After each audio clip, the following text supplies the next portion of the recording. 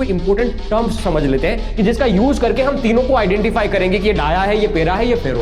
पहला टर्म है हमारे पास कि इंटेंसिटी ऑफ मैग्नेटाइजेशन। बहुत सिंपल तरीके से बताऊंगा बेटा, समझते रहना। एन क्या है? Number of turns per length है। बढ़िया। कितनी ये मैग्नेटाइजिंग करंट, अगर मैं इसको कोई ऐसे यूट्यूब में ऐसे लिक्विड फॉर्म में रख दूं और उसके पास ऐसे मैग्नेट लग जाऊं, पहले दोनों इक्वल डिस्टेंस पे थे, लेकिन जैसे ही मैं मैग्नेट लेके गया, hello everyone, this is Ravivan Rao. स्वागत करता हूं आप सभी का नेक्स्ट टॉपर के ये शानदार प्लेटफॉर्म पे। बेटा class 12 chapter number 5 magnetism and matter. बहुत छोटा सा, नन्हा सा, प्यारा सा चैप्टर जो बोर्ड्स में 3 से 4 मार्क्स में पूछा जाता है, लेकिन हमेशा दिमाग में ये मिथ रहता है कि थियोरेटिकल चैप्टर है तो क्या ही न्यूमेरिकल आएगा। लेकिन इस चैप्टर से भी अच्छे न्यूमेरिकल्स आए हैं, पूछे भी गए हैं। तो आज के सेशन में बेटा थियरी के साथ साथ वो छोटे छोटे न्यूमेरिकल्स भी हम साथ साथ करेंगे, और थियरी इतनी डिटेल्स में करेंगे कि इसके बाद, इस सेशन के बाद आपको उस थियरीज को रटने की आवश्यकता नहीं रहेगी।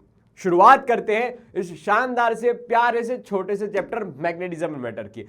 इस चैप्टर की शुरुआत एक चरवाहे से हुई थी। चरवाहे से सर कैसे? चरवाहा, सुनो मेरी बात, चरवाहा भेड़ बकरियां चला रहा था, हमारे गांव में भी चलाते, वैसे चला रहा था। किसी दूसरे देश की बात है ये, ठीक, यहाँ ग्रीक देश की बात है, वहां पर ये घटना हुई थी। तो चरवाहे ने थोड़ी देर रेस्ट करने के लिए कोई पत्थर का सहारा लिया। अब उसका चप्पल था, उस पत्थर पे थोड़ा सा उसने पाया कि ये अट्रैक्ट हो रहा है, ये इसके साथ चिपक जा रहा है। तो उसको कुछ अजीब सा लगा कि ये पत्थर में है कुछ, जिसकी वजह से मेरा पाँव, पहले ऐसा लगा कि पाँव चिपक रहा है इससे, फिर पता चला कि चप्पल चिपक रहा था। तो कुछ ना कुछ इस पत्थर में बड़ी बात है। आसपास के लोगों को बताया, फिर गांव में ऐसा लगा कि भाई ये तो चमत्कारी पत्थर है, ये तो चमत्कार हो गया, कुछ अजीब सी बात हो गई, तो चमत्कार का नाम दे दिया गया। फिर धीरे धीरे धीरे धीरे धीरे इस पर चर्चा चली और मतलब ये से बताया गया है कि इस पत्थर में कुछ मैग्नेटिक प्रॉपर्टी है जो उस चप्पल की कील के साथ, चप्पल में एक लोहे की कील थी, उस कील के साथ अट्रैक्शन फील हो रही है, जिसकी वजह से चप्पल चिपक रहा था। थेल्स ऑफ मिलेटस करके एक किताब आई, इन्होंने ये पहली बार बात बताई है कि एक मैग्नेट होता है जो आयरन, निकल, कोबाल्ट जैसे एलिमेंट को अपनी तरफ अट्रैक्ट करता है। इसके बाद तो दूसरी बहुत सारी किताबें भी आई, लेकिन शुरुआत यहां से हुई थी। फिर विलियम गिलबर्ट साहब की ये दी मैग्नेट करके किताब आई, उन्होंने अर्थ मैग्नेटिज्म के बारे में भी बताया कि अर्थ भी एक तरह से बहुत बड़ा सा मैग्नेट है, जाइंट मैग्नेट है। तो जाइंट मैग्नेट थियरी उन्होंने समझाई है, ये अर्थ मैग्नेटिज्म के बारे में भी समझाया। खैर, लेकिन ये हमारे चैप्टर में से अब रिमूव करा गया है, हमारे बोर्ड में एनसीईआरटी के हिसाब से नहीं है। जेईई नीट के स्टूडेंट के लिए शायद आ सके, लेकिन हमारे लिए ये नहीं है। शायद उसमें भी शायद उसमें से भी रिमूव किया जा सकता है, लेकिन ठीक है। तो ये पूरी हिस्ट्री की कहानी थी, मतलब हिस्ट्री की कहानी क्या, ये हिस्ट्री थी मैग्नेटिज्म के पहले की, मैग्नेटिज्म के बारे में। अब हम जो बात करने जाएंगे वो कंसेप्चुअल की, जो हमारी एनसीईआरटी के हिसाब से क्या क्या कंसेप्ट काम के हैं और जो फ्रीक्वेंटली पूछे जा रहे हैं। और यहीं से चैप्टर की शुरुआत होती है। पहले इंट्रोडक्शन में बात बताई गई है, फिर यहां से चैप्टर की शुरुआत होती है। तो चैप्टर को हमने 2 हिस्सों में बांट लिया है। एक बड़ी सी बात होगी बार मैग्नेट की, bar magnet as a dipole, bar magnet, dipole में कैसे टॉर्क का फॉर्मूला, पोटेंशियल के फॉर्मूला जो इलेक्ट्रोस्टैटिक में पढ़ा था, वो बात आएगी सारी की सारी। मतलब एक बड़ा सा हिस्सा बार मैग्नेट, और दूसरा मैग्नेटिक मटेरियल के बारे में समझेंगे कि किस किस टाइप के मटेरियल मैग्नेट्स होंगे। तो ये डाया, पेरा, फेरोमैग्नेटिक, छोटा छोटा शायद कभी पढ़ा हो तो पढ़ा हो, ना पढ़ा हो तो इस सेशन में आपको बहुत डिटेल में आपको इसके बारे में इंफॉर्मेशन मिलेगी और समझ में भी आएगा, फील भी आएगी, फील। ओके सर, शुरुआत करते हैं मैग्नेट से। तो मैग्नेट होता क्या है सर? एक मटेरियल है जो प्रोड्यूस करता है मैग्नेटिक फील्ड को, and it is able to attract like iron, nickel और कोबाल्ट जैसे एलिमेंट को। हमने मैग्नेट को 3 हिस्सों में डिवाइड किया है, जैसा नाम वैसे काम के हिसाब से। परमानेंट मैग्नेट, कि जिसके पास हमेशा मैग्नेटिक प्रॉपर्टी होगी, कि वो मरते दम तक मैग्नेट जन्मा था मैग्नेट से और मरेगा भी मैग्नेट के तौर पे ही। तो परमानेंट मैग्नेट, जैसा नाम वैसा काम, परमानेंट मैग्नेट। दूसरा होगा टेम्पररी मैग्नेट, कि इसकी संगत में जो रहेंगे, परमानेंट के संगत में जो रहेंगे, वो थोड़ी देर के लिए, उसको थोड़ा अलग कर दो, बहुत टाइम से इस मैग्नेट के साथ थे तो उसके अंदर भी इस मैग्नेटिक प्रॉपर्टी आ जाती है, लेकिन समय के साथ साथ किसी की देन थी ना, तो वापस मैग्नेटिक प्रॉपर्टी छीन जाती है। तो इस वाले एलिमेंट को हम टेम्पररी मैग्नेट कहते हैं। जैसे लोहे की कील को आप बहुत समय तक इस बार मैग्नेट के साथ या परमानेंट मैग्नेट के साथ रखोगे, फिर उसको सेपरेट करोगे, फिर लोहे की कील के अंदर भी कुछ मैग्नेटिक प्रॉपर्टी आ जाती है जिसकी वजह से कोई दूसरे लोहे को भी वो अट्रैक्ट करता है। तो इनके बीच में आपको समझ में आएगा कि टेम्पररी मैग्नेट का एग्जांपल है। बचपन में इसका फील भी लिया होगा, शायद आपने किया हो तो किया, और ना किया हो तो अब कोशिश कर लेना। और तीसरा यानी इलेक्ट्रोमैग्नेट्स, ये बहुत शानदार बात है।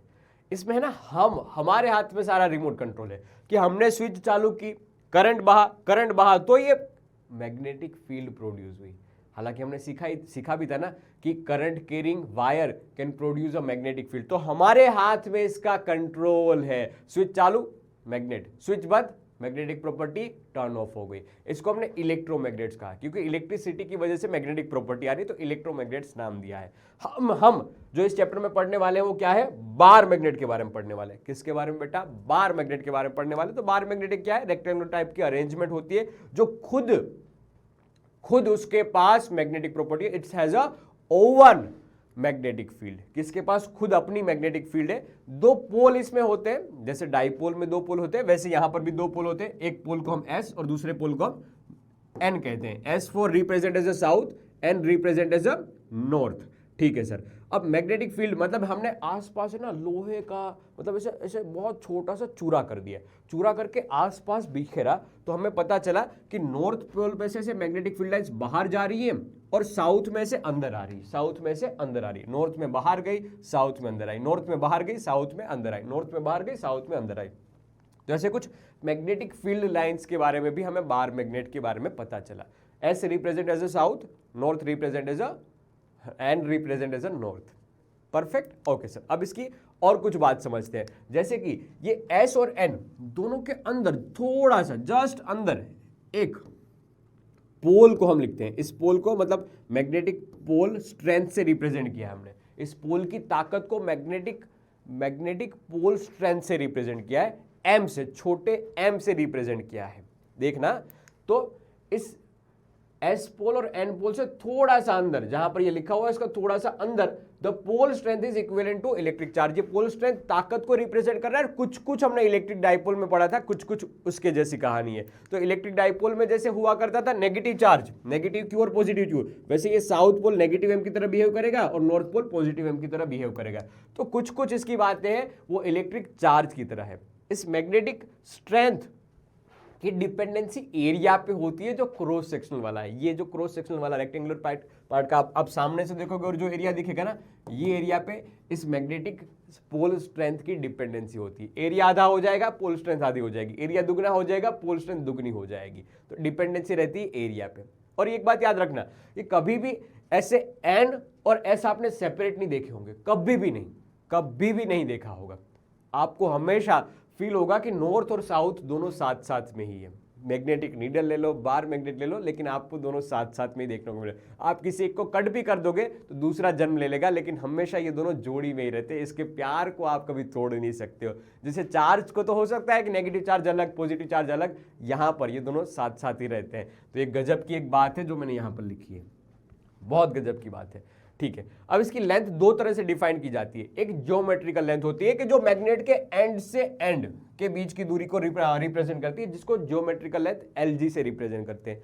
दूसरी जो अभी पोल बताया था ना, पोल जो इसकी स्ट्रेंथ को रिप्रेजेंट करता है, इस पोल के बीच की दूरी को हम मैग्नेटिक पोल, थोड़ा सा मैग्नेट के एंड से अंदर की तरफ होता है, तो इस पोल के बीच की दूरी को हम रिप्रेजेंट करते हैं as a magnetic length, L M से रिप्रेजेंट करते हैं। ओके सर, ये नेगेटिव एम, ये पॉजिटिव एम, इसको नेगेटिव क्यू से रिप्रेजेंटेशन, मतलब नेगेटिव क्यू के साथ एनालॉगी, ये पॉजिटिव क्यू के साथ एनालॉगी। अभी एनालॉजी समझ में आएगी, एनालॉजी समझ में आएगी। समझो एक बात आपको ये समझ में आएगी कि थोड़ा सा एंड अंदर है तो मैग्नेटिक लेंथ है वो थोड़ी सी छोटी होगी। तो मैग्नेटिक लेंथ 0.84 ज्योमेट्रिकल लेंथ जितनी होती है, थोड़ी सी छोटी होती है। ये अप्रोक्सीमेटली डाटा मैंने लिख दिया, लेकिन हमारे सिलेबस के हिसाब से ना हम दोनों को इक्वल मान के चलेंगे, ज्यादा वेरिएशन है ही नहीं। देखो ना 0.84 अप्रोक्सीमेटली 1 हो जाएगा, तो LM is equal to LG हमारे सिलेबस के हिसाब से। ज्यादा कोई इसमें चिंता वाली बातें नहीं है।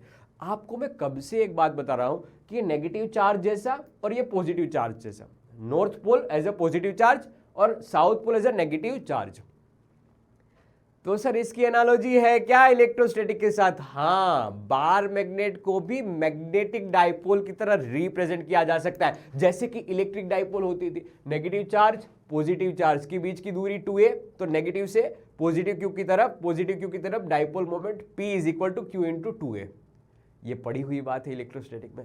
वैसी ही बात यहां पर भी है कि मैग्नेटिक मोमेंट रिप्रेजेंट किया जा सकता है बार मैग्नेट की। कैसे रिप्रेजेंट की जाएगी? Magnetic moment indicates the power of a magnet. ये मैग्नेट के पावर के बारे में रिप्रेजेंटेशन देगी। ठीक है सर, जैसे वहां पर भी क्या था? इलेक्ट्रिक डाइपोल मोमेंट यही था ना, यहां पर मैग्नेटिक मोमेंट सीधा लिख दिया।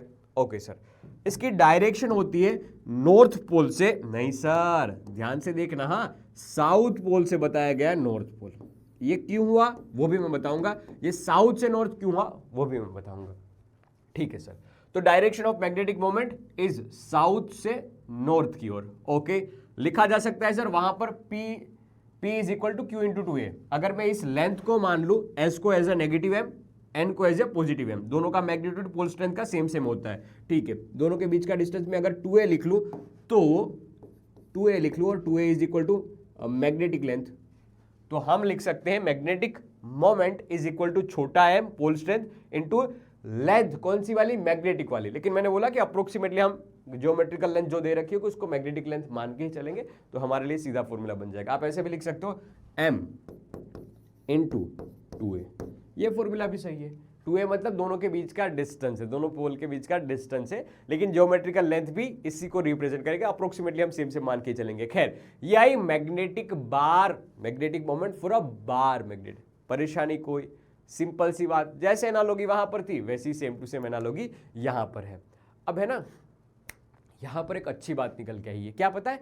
कि बार मैग्नेट को कभी भी कट करोगे तो पोल स्ट्रेंथ होगी वो कुछ डिफर कर सकती है, लेंथ कुछ डिफर कर सकती है। तो अलग अलग मोनोपोल आपको नहीं मिलते हैं, N और S अलग अलग नहीं मिलते, यहां पर जनरेट होते हैं। तो एक इंटरेस्टिंग टॉपिक यहां से मिलता है कि कटिंग, बार मैग्नेट की कटिंग कैसे की जा सकती है। तो दो तरह से हम इसको अलोंग द लेंथ एक बार काटेंगे और एक बार along the perpendicular to the axis या अलोंग द इक्वेटर काटेंगे। तो दोनों केस में होगा क्या? पहले मान लेते दोनों के बीच का डिस्टेंस 2a है, तो magnetic moment we can write m into 2a। ये हमें मिल गया है क्या? ये हमें मिल गई मैग्नेटिक मोमेंट। अब मैंने इसको एक बार अलोंग द लेंथ काटा और एक बार अलोंग द इक्वेटर काटा। तो पहले वाले में sir length as it is रहेगी, एरिया छोटा हो जाएगा तो पोल स्ट्रेंथ आधी हो जाएगी। दूसरे वाले में सर बीच में से काट रहे हो तो ये एक पीस अलग, दूसरा पीस अलग, तो ये लेंथ आधी हो जा रही है। 2a पूरा डिस्टेंस था, उसमें से लेंथ आधी हो जा रही है। तो ध्यान से देखो, अगर मैं इसको लेंथ वाइज और ऐसे लेंथ से परपेंडिकुलर काट दूं बेटा जी, तो पहले केस में आपको समझ में आया होगा कि पोल स्ट्रेंथ आधी हो जाएगी। क्या हो जाएगी बेटा जी? पोल स्ट्रेंथ आधी हो जाएगी। यहां पर S जनरेट हो गया, देखो ये जोड़ीदार में वापस आ गए।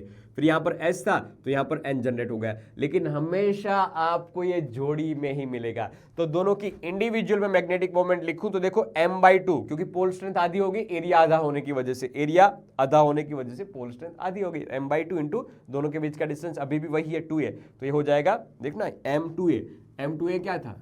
m2a क्या था सर? ये ओरिजिनल जो भी मैग्नेट था उसकी मैग्नेटिक मोमेंट थी, तो यहां पर मैग्नेटिक मोमेंट आधी हो गई, उसकी ताकत आधी हो गई लेंथ वाइज काटने से। अब लेंथ से परपेंडिकुलर अगर काटा जाए तो क्या होगा सर? लेंथ आधी हो जाएगी। पहले 2a था, अब a हो जाएगा, तो लिखा जाएगा m इंटू ए। पोल स्ट्रेंथ पे कोई ज्यादा चेंज नहीं आएगा, कोई चेंज नहीं आएगा, तो m इंटू ए, m/2। यहां पर भी m/2।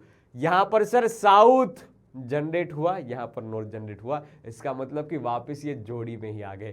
तो हमेशा याद रखना कि मैग्नेटिक मोनोपोल्स जोड़ी में ही मिलेंगे आपको, कभी कोई अकेला नहीं मिल सकता है। ये खास बात हुई इसकी।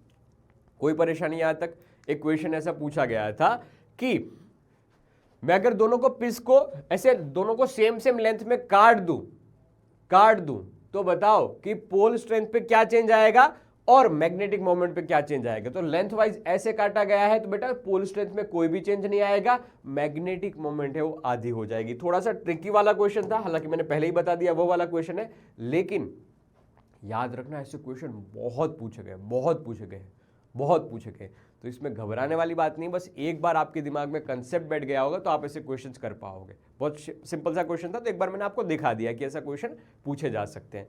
ओके, अब देखो एक नई सी बात बताता हूँ कि जो अभी पूछा गया था रिसेंटली सीबीएसई एग्जामिनेशन में। ऐसे एक एस एन ने रख लिया, ऐसे एक एस एन रख लिया। अब उन्होंने पूछा है कि नेट मैग्नेटिक मोमेंट का फॉर्मूला क्या बनेगा। लो बताओ, लो बताओ।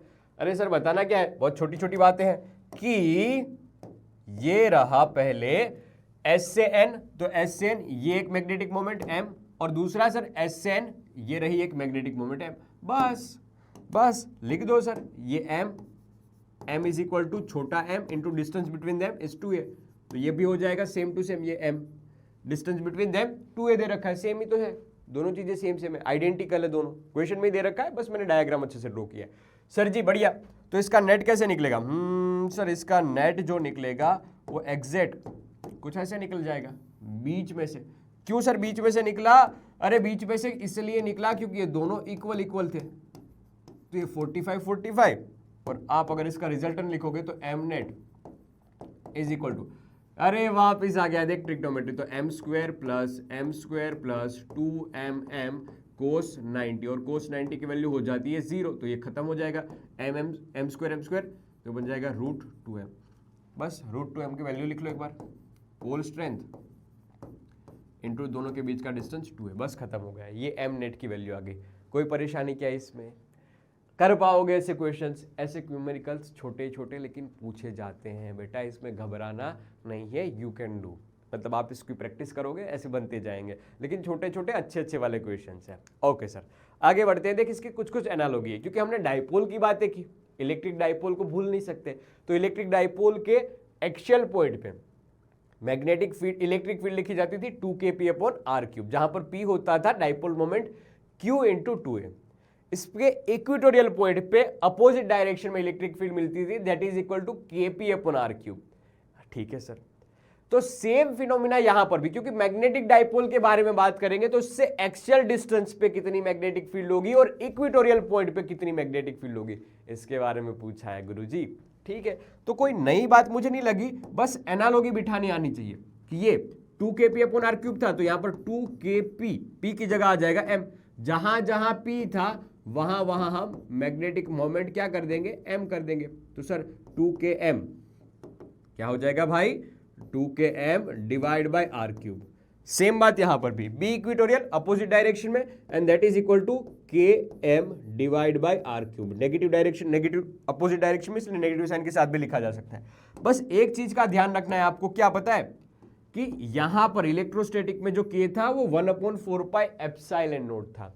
हम जो यहां पर k का यूज करेंगे that is equal to μ0/4π। Magnetism में जो हम यूज करेंगे, मैग्नेटिज्म में जो k यूज किया जाएगा वह क्या आएगा, कितना, μ0/4π जितना है। ये चीज का ध्यान रखना, बाकी सारी जो चीजें आपने पढ़ी है वो यूज कर सकते हो, लेकिन इस चीज को भूलना नहीं है। यहां पर k अलग, यहां पर k अलग, k की कहानी पता नहीं कान्हा जीती जाने, लेकिन कुछ कुछ नई बात है। नई बात क्या है सर, वहां पर हम लिखते थे 1/4πε0, यहां पर लिखेंगे μ0/4π, बाकी तो एज इट इज जो फॉर्मूला था वही आया है, बस m का फॉर्मेशन आया है, जहां पर m क्या होता है, m भी सेम सेम, जैसे p लिखते थे q इंटू 2a, वैसे ही m लिखा गया है m इंटू 2a, बस पोल स्ट्रेंथ को रिप्रेजेंट कर रहा है। चार्ज यहां पर पोल स्ट्रेंथ, वहां पर डिस्टेंस, यहां पर भी डिस्टेंस, दोनों के बीच का। तो बहुत सिंपल सी बात है अगर समझना चाहो तो। अब ऐसे ही एक क्वेश्चन पूछा गया है हमारी एक्सरसाइज में, इसी बेस पे, एक शॉर्ट मैग्नेट है, हैज अ मैग्नेटिक मोमेंट इतनी, सीधा सीधा बता दिया कि मैग्नेटिक मोमेंट इतनी होगी, सीधा सीधा बता दिया कि मैग्नेटिक मोमेंट इतनी है। Give the direction and the magnetic field produce by the magnet at a distance 10 centimetre from the centre, यहां से 10 सेंटीमीटर दूर। मतलब कि आपको क्वेश्चन में सीधा बता दिया कि r की वैल्यू कितनी है, ये r 10 सेंटीमीटर दे रखा है यहां पर, और इस वाले पे भी r की वैल्यू दे रखी है 10 सेंटीमीटर। ये r होता है, बड़ा होता है मैग्नेट की लेंथ की कंपैरिजन में। एक्सियल पॉइंट पे पूछा है तो b एक्सियल, इसी डायरेक्शन में b axial, we can write 2k, k की वैल्यू हो जाएगी μ0/4π, p की जगह m डिवाइड बाय r³, बस वैल्यू रखनी है। μ0/4π की वैल्यू कितनी होती है आपको याद होनी चाहिए, 10⁻⁻⁷। नहीं याद है तो मैं यहां पर लिख देता हूं, इसकी वैल्यू हो जाती है 10⁻⁻7, जो भी ऐसा यूनिट होगा वो एज इट इज लिखा जाएगा। यहाँ पर वैल्यू हो जाती है 9 × 10⁻⁻9।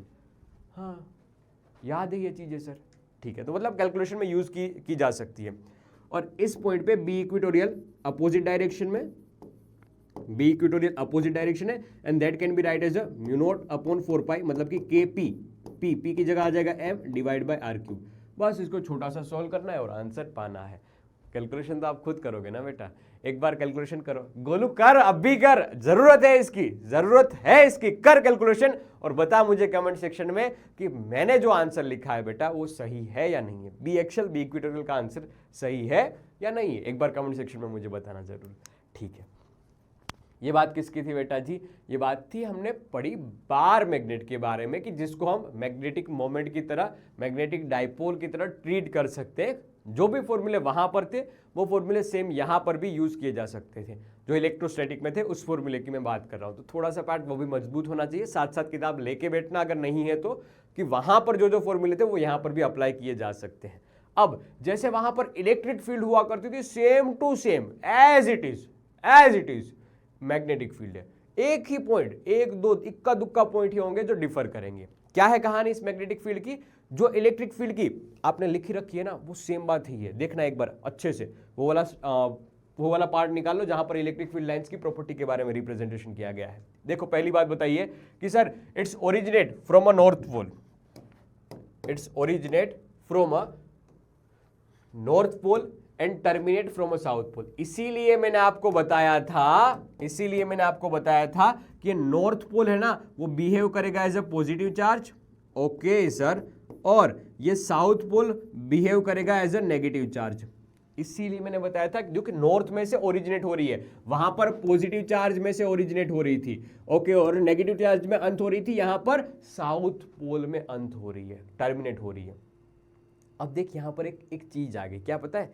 दे अपीयर, ये चीज नहीं है आपके लिए, दे अपीयर। वहां पर अपीयर का मीनिंग नहीं था, ऐसा कुछ नहीं था, सीधा बता दिया था ओरिजिनेट और टर्मिनेट, अपीयर नहीं था। अपीयर का मतलब ये होता है कि ऐसा दिखाई देता है, ऐसा प्रतीत होता है, एक्चुअल में नहीं है। एक्चुअल में नहीं है मतलब मीनिंग क्या है? बाहर से हमें ये देखने को मिलता है, नॉर्थ में से निकली, साउथ में अंदर घुसी, लेकिन अंदर से हमें ये समझ में आ रहा है सर कि ये जो फील्ड लाइन साउथ में अंदर घुसी थी वो ऐसे नहीं घुसी थी, वो वापस आई और नॉर्थ में मिल गई, वो वापस आई और नॉर्थ में मिल गई, वो वापस आई और नॉर्थ में मिल गई। मतलब ये फील्ड लाइन है वो अंदर की ओर ऐसा प्रतीत हो रही है कि साउथ से नॉर्थ की ओर जा रही है, साउथ से नॉर्थ की ओर जा रही है। तो देख, inside the magnet direction of the field lines is from south pole to north pole. कहां से कहां? साउथ पोल से नॉर्थ पोल की ओर है, साउथ से नॉर्थ की ओर। क्या बात सर, अंदर साउथ से नॉर्थ, बाहर नॉर्थ से साउथ। अरे सीधा सीधा बोल दो ना गुरुजी कि ये क्लोज्ड लूप बनाते हैं, क्यों बात को घुमा रहे हो? जी हाँ, यहां पर आपको पता चलेगा कि ये क्लोज्ड लूप बनाते हैं। क्या बनाते हैं? क्लोज्ड लूप बनाते हैं। तो मैग्नेटिक फील्ड लाइंस की गजब की प्रॉपर्टी आएगी कि दे forms a closed loop. Electric field lines में ये बात नहीं थी, बस यही बात अलग है, बाकी सेम टू सेम बात चलने वाली है कि जहां पर मैग्नेटिक फील्ड लाइंस ज्यादा, वहां पर हम ये बोलेंगे कि डेंसिटी ज्यादा है। मतलब डेंसिटी जहां पर ज्यादा होगी इलेक्ट्रिक फील्ड की, जहां पर इलेक्ट्रिक फील्ड स्ट्रॉन्ग, वहां पर इलेक्ट्रिक फील्ड लाइंस ज्यादा होगी। तो वो सेम टू सेम बात है जो हमने पढ़ी थी, लेकिन ये खून से लिखी गई जो बात है वो नहीं है आपके लिए, बाकी सारी चीजें सेम टू सेम है। कि टेंजेंट है वो आपको मैग्नेटिक फील्ड की डायरेक्शन देगा एट दैट पॉइंट, और कभी भी दो फील्ड लाइन से वो इंटरसेक्ट नहीं कर सकती। अगर इंटरसेक्ट करेगी तो उस पॉइंट पे दो मैग्नेटिक फील्ड की डायरेक्शन मिलेगी जो एक्चुअल में पॉसिबल नहीं है। तो ये बात गलत हो जाएगी, दो फील्ड लाइंस कभी भी, दो मैग्नेटिक फील्ड लाइंस कभी भी इंटरसेक्ट नहीं कर सकती है। आ रही है क्या बात समझ में? इसी के बेस पे सीबीएसई 2022 में एक छोटा सा क्वेश्चन आ गया, लो, कि इनमें से कौन सा सच है? सच पूछा है, सच। Which of the following statement is correct? Magnetic field lines do not form a closed loop. अरे सर बनाते हैं, अभी पढ़ा, ओके। फिर magnetic field lines start from a north pole and end at a south pole of the magnet. अब देखो इन्होंने appear वाली बात तो खा ही गए पूरी की पूरी, अपीयर तो कुछ बात ही नहीं बताई इन्होंने। ऐसा कैसे भाई, ऐसा कैसे? ये बात भी गलत हो जाएगी ना। तो हमने इसीलिए तो अपीयर करके लिखा हुआ था, इन्होंने तो सीधा ठोक दिया, गलत है sir. The tangent at a point on a magnetic field lines represent the direction of the magnetic field line at that point. सही है या गलत है? Tangent at that point on a magnetic field lines represent the direction of magnetic field at that point. मुझे तो सही लग रहा है कि उस पॉइंट पे टेंजेंट है वो डायरेक्शन देगा मैग्नेटिक फील्ड की। हाँ, मुझे ये बात सही लग रही है। आपको क्या लग रहा है कमेंट सेक्शन में मुझे बताना जरूर। मुझे ये ट्रू लगा। फिर टू मैग्नेटिक फील्ड लाइंस में इंटरसेक्ट, नहीं सर, इंटरसेक्ट भी नहीं कर सकते। तो छोटा सा एक क्वेश्चन पूछा गया जिसमें सी ऑप्शन बन जाएगा, सी ऑप्शन बन जाएगा। यहाँ से बाकी की प्रॉपर्टीज के बारे में भी आपको धीरे धीरे याद रहता जाएगा। तो ऐसे क्वेश्चंस भी किया करना और कमेंट सेक्शन में बताना कि ये क्वेश्चंस आपसे बन पाया था या नहीं बन पाया था। ओके, बढ़िया। अब जैसे मैंने बताया था कि बार मैग्नेट को मैग्नेटिक डाइपोल की तरह इक्वल कर दिया, तो जो इलेक्ट्रिक डाइपोल की जो एनालॉजी चल रही थी वहां पर जो फॉर्मूलेस थे, जो कंसेप्ट थे, वो सेम यहां पर भी अप्लाई होंगे। हमने रखा था इलेक्ट्रिक डाइपोल को uniform magnetic field, uniform electric field में, तो इस मतलब दोनों के बीच का एंगल मान सकते हो कुछ थीटा है। मान लो ये यूनिफॉर्म इलेक्ट्रिक फील्ड ग्रीन वाली और दोनों के बीच का एंगल कुछ है थीटा, ये एंगल है थीटा। तो टॉर्क एक्सपीरियंस हो रहा था इस डाइपोल को पी साइन थीटा, जो उसको वेक्टर फॉर्म में पी क्रॉस ई लिखा जा सकता है, और पोटेंशियल एनर्जी थी माइनस में पी कोस थीटा। सेम बात यहां पर मैग्नेटिक डाइपोल को अगर यूनिफॉर्म मैग्नेटिक फील्ड में रखा जाए और दोनों के बीच का एंगल मान लीजिए कि कुछ थीटा है, कितना है जी, ये कुछ थीटा है, तो एक्सपीरियंस टॉर्क जहां जहां पी था वहां वहां एम कर दीजिए, वहां वहां एम कर दीजिए। जहां जहां इलेक्ट्रिक फील्ड है वहां वहां मैग्नेटिक फील्ड बी कर दीजिए। तो वहां पर पी साइन थीटा, यहां पर एम बी साइन थीटा हो जाएगा। टॉर्क का फॉर्मूला आप ऐसा भी लिख सकते हो और करके, torque experience is equal to M cross B. क्या गजब की बात, क्या गजब की एनालॉजी बैठ रही है। फिर potential energy U is equal to minus में एम बी कोस थीटा लिखा जा सकता है। वहां पर जो P था उसको हमने M से रिप्रेजेंट कर दिया, इलेक्ट्रिक फील्ड को मैग्नेटिक फील्ड से रिप्रेजेंट कर दिया। लेकिन कहानी यहाँ पर खत्म नहीं होती है बेटा, क्योंकि हमें इसके डेरिवेशंस भी करने हैं, जो डेरिवेशंस हमारी एग्जामिनेशन में पूछे जाते हैं। एमसीक्यूज तो आप सीधा यहाँ से कर लोगे, मुझे विश्वास है आप छोटे छोटे एमसीक्यूज तो यहाँ से डायरेक्ट कर लोगे, लेकिन इसके डेरिवेशंस भी पूछे जाते हैं। भूलना मत, ये एनसीईआरटी में है तो इसके डेरिवेशंस हमें समझने होंगे बेटा। तो हम अब की कहानी डेरिवेशंस पे करने वाले हैं, आप एक बार इसको अच्छे से लिख लीजिए। लो आओ बेटा जी, अब हम करने जा रहे हैं डेरिवेशंस। तो पहला डेरिवेशंस कि अगर बार मैग्नेट को यूनिफॉर्म मैग्नेटिक फील्ड में रखा जाए तो इसके ऊपर टोटल फोर्स कितना लगेगा, नेट फोर्स कितना लगेगा और नेट टॉर्क कितना लगेगा। तो जैसा हमने पढ़ा है कि south pole behaving like a negative charge और north pole is behaving like a positive charge. तो क्या भाइयों बहनों, इस नेगेटिव चार्ज पे लगने वाला फोर्स मैग्नेटिक फील्ड की अपोजिट डायरेक्शन में होगा? हाँ जी। और फोर्स कैसे लिखा जाता है? Magnetic field into pole strength, वहां पर इलेक्ट्रिक फील्ड इनटू चार्ज। तो वैसे ही ये फोर्स एक लिखा गया है कि जो लग रहा है एस पोल पे, सेम फोर्स अपोजिट डायरेक्शन में, मतलब मैग्नेटिक फील्ड की डायरेक्शन में लग रहा है एम इंटू बी, किस पे? ये लग रहा है नॉर्थ पोल पे। तो नेट फोर्स की आप बात करोगे, net force on bar magnet पे लगने वाला नेट फोर्स, तो नॉर्थ पोल पे मैग्नेटिक फील्ड की डायरेक्शन में ही और साउथ पोल पे मैग्नेटिक फील्ड की अपोजिट डायरेक्शन में, तो net force on bar magnet can be write as opposite direction में और same in magnitude, that's why net is zero in uniform magnetic field. लेकिन आपको नहीं लग रहा है कि ये फोर्स घुमावदार फोर्स है, कि एक इसको आगे की डायरेक्शन में धक्का दे रहा है ऐसे और ये पीछे की डायरेक्शन में खींच रहा है, मतलब ये इसको घुमाने की कोशिश कर रहा है, जैसे just like a cycle pedal. तो हम एक पॉइंट को पसंद कर रहे हैं, जैसे कि मैंने पसंद कर लिया ये मिडल वाला पॉइंट, ठीक है। एक फोर्स ऐसे, तो ये परपेंडिकुलर डिस्टेंस हो जाएगा, पूरा डिस्टेंस 2a था तो ये आधा डिस्टेंस हो जाएगा a sin थीटा, ये r परपेंडिकुलर हो जाएगा।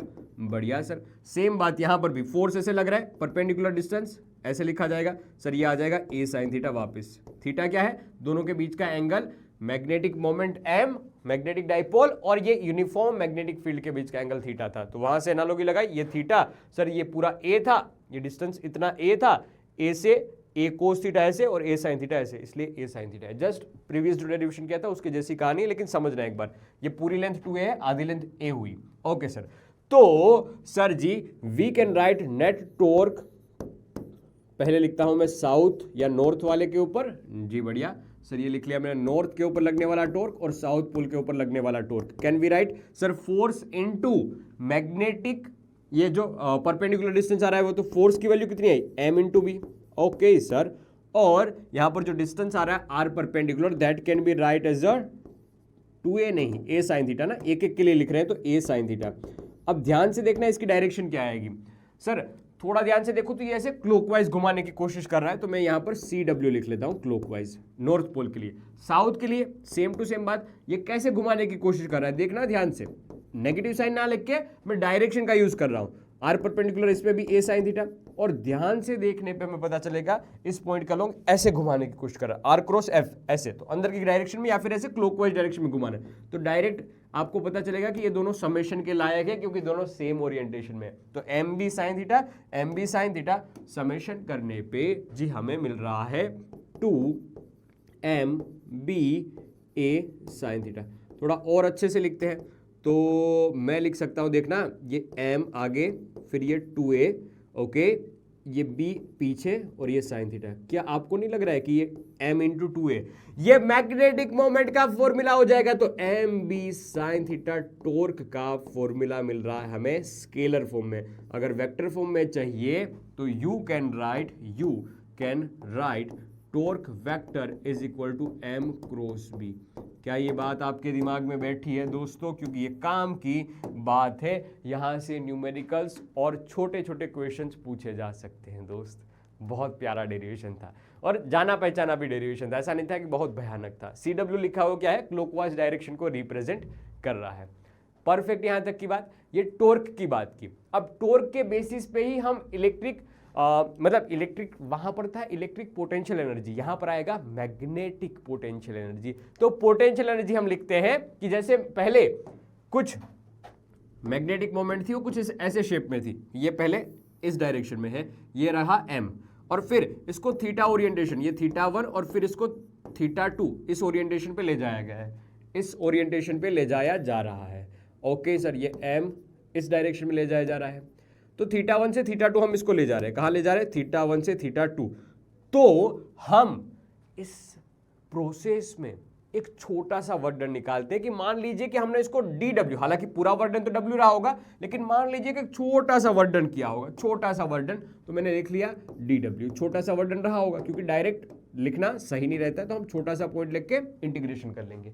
ओके सर, तो ये वर्डन किसके अपोजिट किया जा रहा है सर, डाइपोल तो मैग्नेटिक फील्ड की डायरेक्शन में अलाइन होने की कोशिश करेगी, लेकिन हम उसको लेके जा रहे हैं, तो ये एक्सटर्नल फोर्स इस डायरेक्शन में और टॉर्क जो लग रहा होगा मैग्नेटिक फील्ड की वजह से ऑपोजिट डायरेक्शन में, तो हम उसको खींच रहे हैं, तो इस टॉर्क को अपोज करके हम लिखते रहे ना, तो एक तरह से वर्डन लिखा जाता था फोर्स इनटू डिस्प्लेसमेंट, यहां पर लिखा जाएगा टॉर्क इनटू एंगुलर डिस्प्लेसमेंट। छोटा वर्डन तो छोटा टॉर्क, छोटा एंगल। हाँ बढ़िया।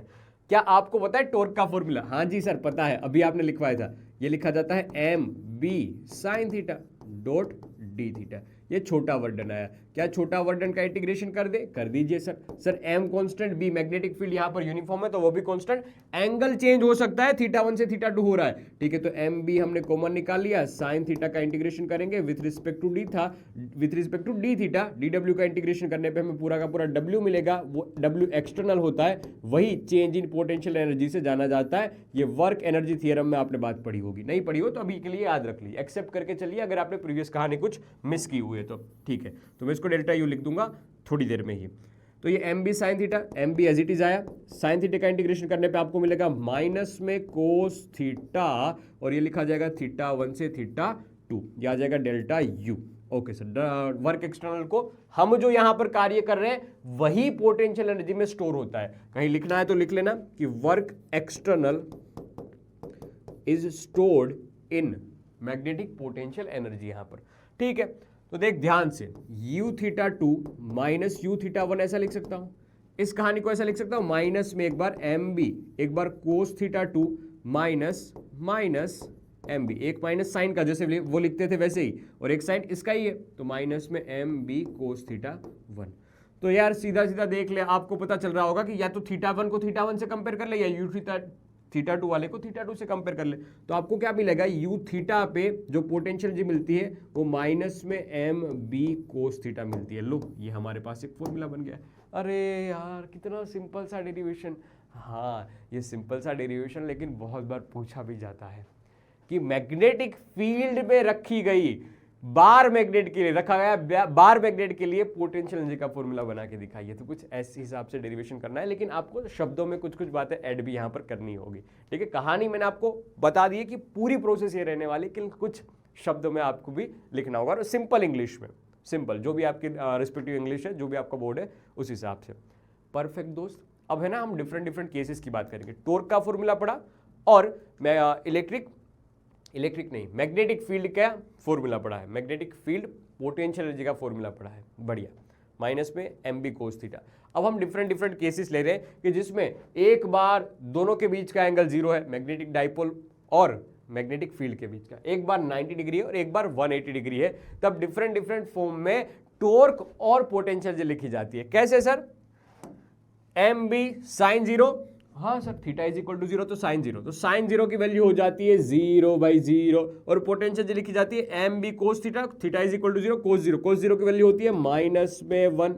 ओके, अरे कोस थीटा की वैल्यू कोस 0 की वैल्यू होती है 1, तो ये आ जाएगा सीधा सीधा एम बी। ओके, तो इस कहानी में आपको पता चलेगा कि ये माइनस एम बी इसकी मिनिमम वैल्यू होती है। तो इस कहानी में जो आपको पोटेंशियल एनर्जी मिल रही है वो मिनिमम मिल रही है। क्या मिल रही है बेटा, मिनिमम पोटेंशियल एनर्जी मिनिमम और टॉर्क 0। इसका मतलब टॉर्क 0 मतलब इक्विलिब्रियम है और पोटेंशियल मिनिमम मतलब कि ये स्टेबल इक्विलिब्रियम है। ये इक्विलिब्रियम को रिप्रेजेंट कर रहा है और ये मिनिमम पोटेंशियल स्टेबल इक्विलिब्रियम को रिप्रेजेंट कर रहा है कि अगर डाइपोल को खुला छोड़ दो कि तुझे किस डायरेक्शन में अलाइन होना है, तो डाइपोल बोलेगी कि मुझे तो मैग्नेटिक फील्ड की डायरेक्शन में अलाइन हो रहा है। तो ये टॉर्क 0 मतलब इक्विलिब्रियम और पोटेंशियल जी मिनिमम मतलब कि स्टेबल इक्विलिब्रियम। ये मिनिमम क्यों आया, अभी दूसरे के रिस्पेक्ट में देखना, इतना ही मिनिमम आ सकता है। कोस की मिनिमम वैल्यू कितनी होती है, 1 ही होती है ना।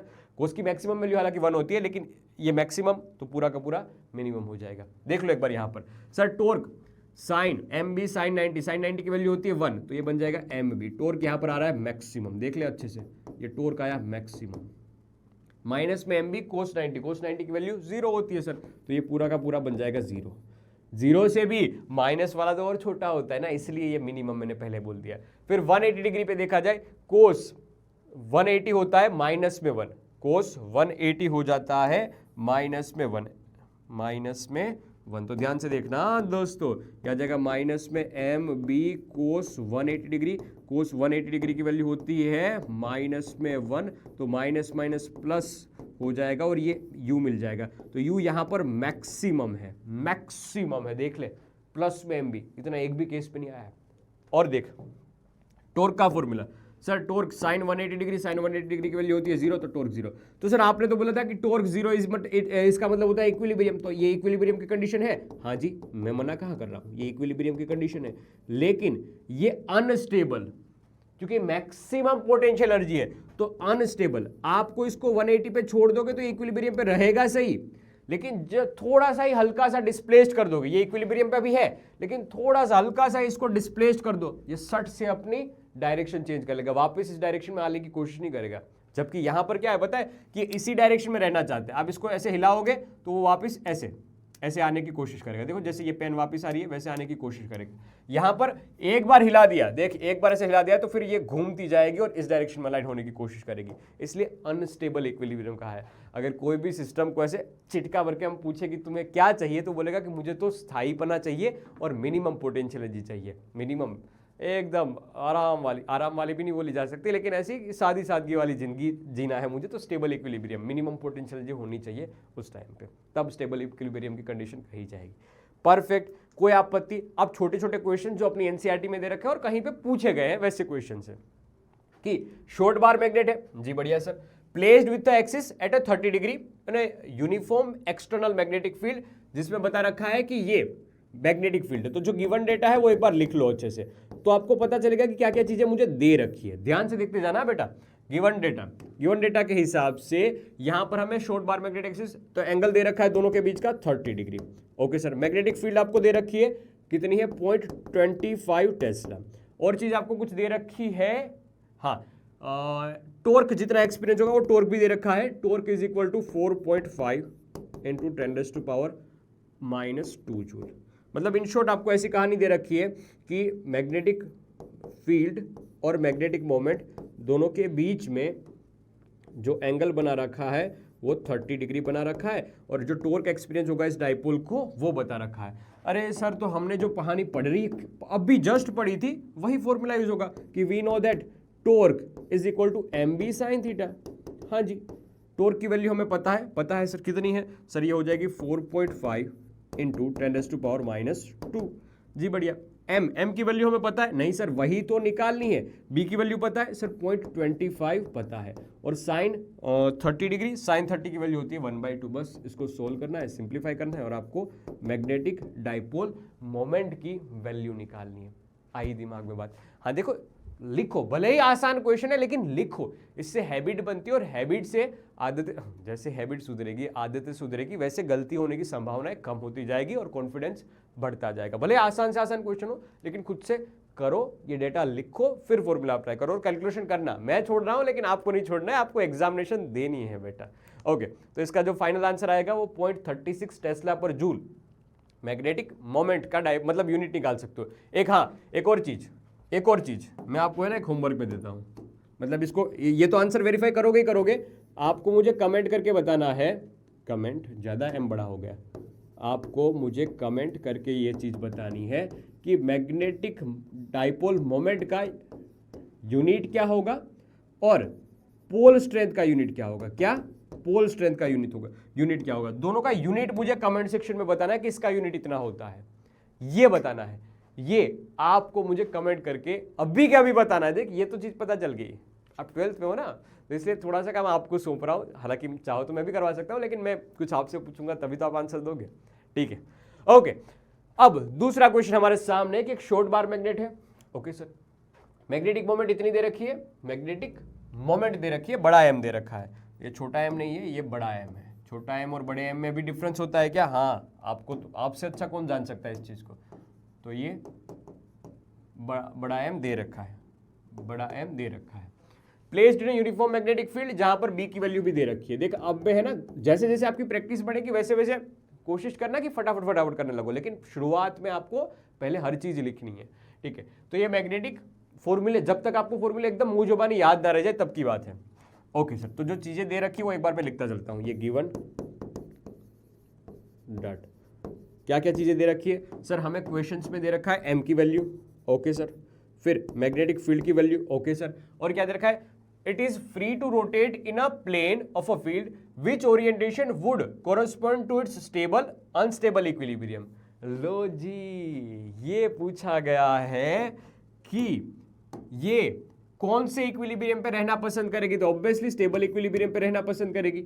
और पूछा गया कि इस टाइम पे इसकी पोटेंशियल एनर्जी कितनी होगी, इस टाइम पे इसकी पोटेंशियल एनर्जी कितनी होगी।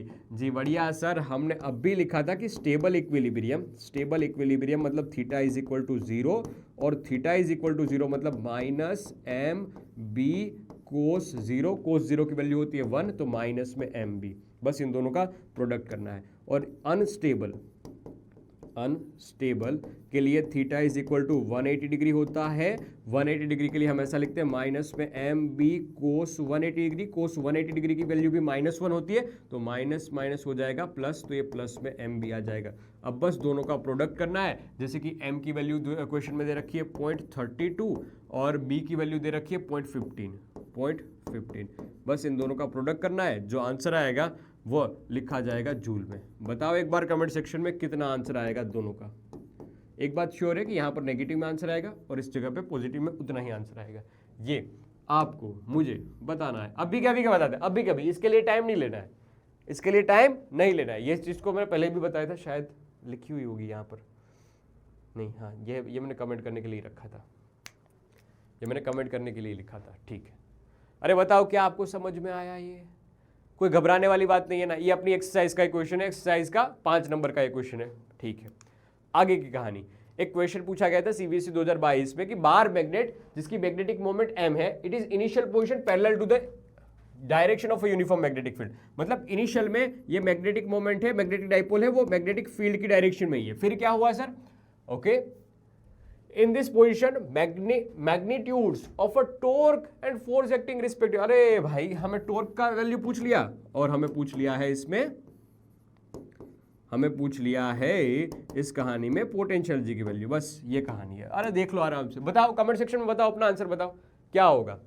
Magnetic bar magnet has a dipole moment m, initial position is parallel to the direction of a magnetic field, b, position of a magnitudes in this position the magnitudes of a torque and the force acting on it। Torque का पहले पूछा है, torque is equal to M B sine theta, हाँ sir M B sine theta, theta is equal to zero, theta is equal to zero sir, तो zero से कहानी पूरी की पूरी मिट जाएगी। फोर्स की वैल्यू, फोर्स हमने पहले ही बता दिया सर कि फोर्स इस पे minus M B plus M B, खत्म, आपस में मिलजुल के क्या बना लेंगे, मोटा सा मिंडू बना लेंगे। तो जो फाइनल आंसर मिलेगा वो आपको आपके जैसा सी मिलेगा, नहीं मिलेगा सर, ऐसा नहीं है, गलत बात बोली मैंने, ठीक है, सी मतलब चालाक, हाँ तो ये 0 0 मिलेगा, परफेक्ट, ठीक है ठीक है, तो सी चालाक, चालाक मैं आपको नहीं बोल रहा था इसलिए, तो सी इज इक्वल टू 0 0, हाँ परफेक्ट। अब देख जो बातें मैंने पढ़ी है ना वो एक बार रिवाइज करवा रहा हूं कि वहां पर हम लिखा करते थे ऐसे 4 पाई, तो हालांकि दोनों में आता है लेकिन फिर भी लिखता हूं 4 pi upon epsilon not, 4 pi divide by epsilon not, ये हमारे लिए ऐसे ऐसे ऐसे, ध्यान से देखना, हमारे लिए वहां पर के क्या था, हमारे लिए वहां पर के क्या था इलेक्ट्रोस्टैटिक में, तो इलेक्ट्रोस्टैटिक में हम के इज इक्वल टू लिखा करते थे 1/4 पाई एप्सिलॉन नॉट, जबकि मैग्नेटिज्म में हम के लिखा करते हैं म्यू नॉट अपॉन 4 पाई, मतलब म्यू नॉट अपॉन 4 पाई को रिप्लेस किया जा सकता है के से, तो दोनों में एनालॉजी सेम सेम बैठेगी। डाइपोल मोमेंट यहाँ वहां पर पी लिखते थे, यहाँ पर एम से रिप्रेजेंट करेंगे, ये हमारे लिए 1/4 पाई एप्सिलॉन नॉट के बन जाएगा, यहाँ पर म्यू नॉट अपॉन 4 पाई के बन जाएगा। बाकी सब देखो जहां जहां पी है वहां वहां एम आ जाएगा, जहां जहां पी वहां वहां एम आ जाएगा, सारी चीजें same to same. 1/4 pi epsilon naught P by R cube, yes sir K, ये K M by R cube, sir P cross E, यहाँ पर M क्रॉस B, जहां जहां M है वहां वहां, जहां जहां E है वहां वहां हम क्या कर देंगे, B कर देंगे, मतलब इलेक्ट्रिक फील्ड को रिप्लेस कर दिया है मैग्नेटिक फील्ड से। एनालॉजी देखो यार, इलेक्ट्रोमैग्नेटिज्म की खास बात देखो, इलेक्ट्रिक फील्ड और मैग्नेटिक फील्ड की खास बात देखो, माइनस में P डॉट E, ये माइनस में M डॉट B, ये इसका वेक्टर फॉर्म, शायद मैंने नहीं बताया आपको, डॉट प्रोडक्ट करवा देता हूं यहीं पे, इसका वेक्टर फॉर्म भी लिखा जा सकता है माइनस में M vector dot B vector, ये minus M B cos theta का फॉर्मूला बन जाएगा।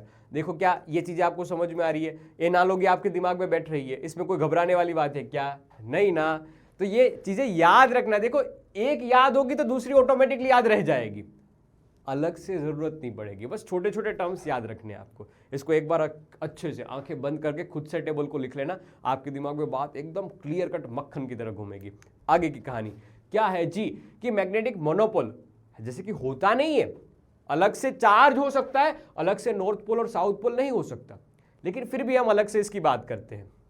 जैसे कि मान लीजिए कि नॉर्थ पोल अलग से है और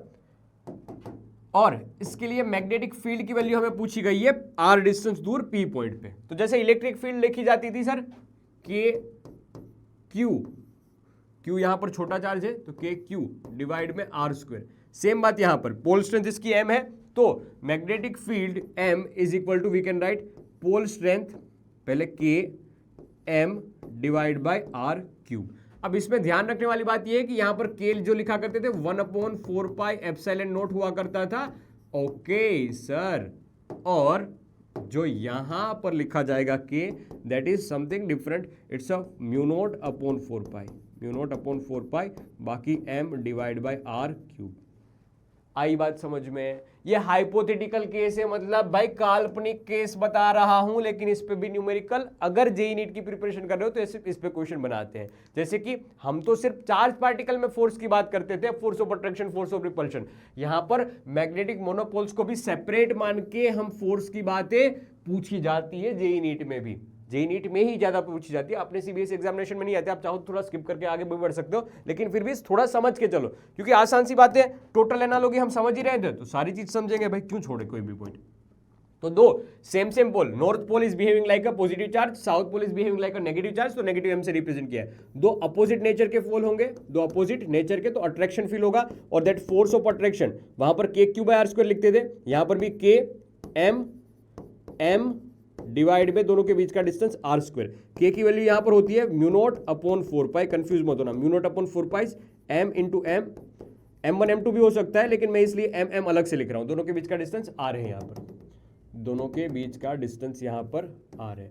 कोई घबराने वाली, कोई चिंता वाली बातें हैं? समझ में आ रही है चीजें? कोई परेशानी नहीं सर। अगर नॉर्थ पोल और नॉर्थ पोल दे दे तो सर रिपल्शन होगा, ये फोर्स रिपल्सिव टाइप का होगा। Yes sir, okay. और दोनों नेगेटिव नेगेटिव हो तो भी रिपल्शन होगा सर। तो इस वाली कहानी में रिपल्शन होगा, रिपल्शन, यहां पर अट्रैक्शन होगा। बस कोई घबराने वाली बात इसमें नहीं है। हाइपोथेटिकल केस है, ऐसा होता नहीं है। सेपरेट से आपको कोई भी मोनोपोल नहीं मिलेगा, लेकिन अगर मैं एनालॉजी जैसे मैं बता रहा था तो ये चीज भी मैं बता सकता हूं बेटा, ये भी हाइपोथेटिकल हम मान के ये चीजें भी बता सकते हैं, एक्सप्लेन कर सकते हैं, पहले से मैं पता है। भले ये दुनिया में अस्तित्व नहीं है, लेकिन हमें इसके बारे में सब पता है। देखो यार कितनी माया है, कितनी गजब की एनालॉजी बैठ रही है नहीं इलेक्ट्रोस्टैटिक और मैग्नेटिज्म के बीच में। बहुत शानदार सी बात है। अब आपकी सीबीएसई एग्जामिनेशन में या रिस्पेक्टिव जो भी आपका बोर्ड है, वहां पर एक फेमस क्वेश्चन है, वहां पर एक फेमस क्वेश्चन है, जो भी आपका बोर्ड है, लेकिन जहां पर भी ये टॉपिक, ये चैप्टर आता है, वहां पर ये टॉपिक आता ही आता है कि bar magnet as an equivalent solenoid. 2 marks में क्वेश्चन पूछा जाता है। कितने मार्क्स में बेटा?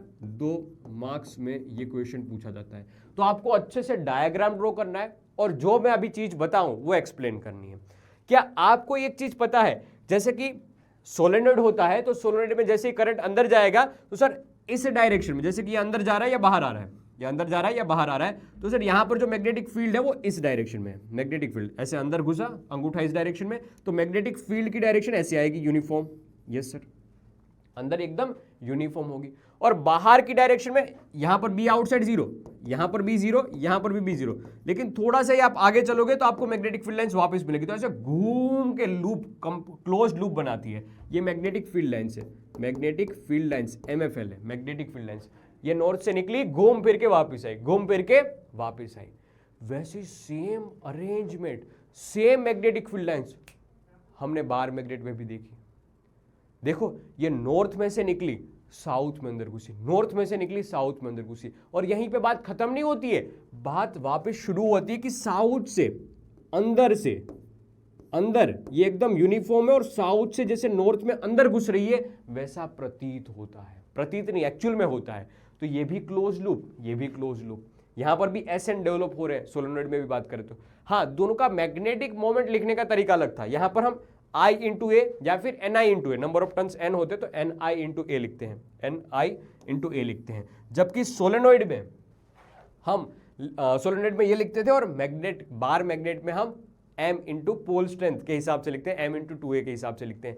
लेकिन जो हमें मैग्नेटिक फील्ड लाइंस की अरेंजमेंट देखने को मिलती है वो as it is same to same देखने को मिलती है।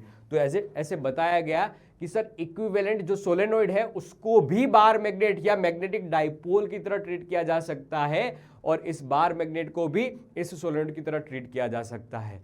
तो यहां एक शानदार बात लिखी जाएगी, the magnetic moment of a bar magnet is equal to magnetic moment of an equivalent solenoid that produce the same magnetic field.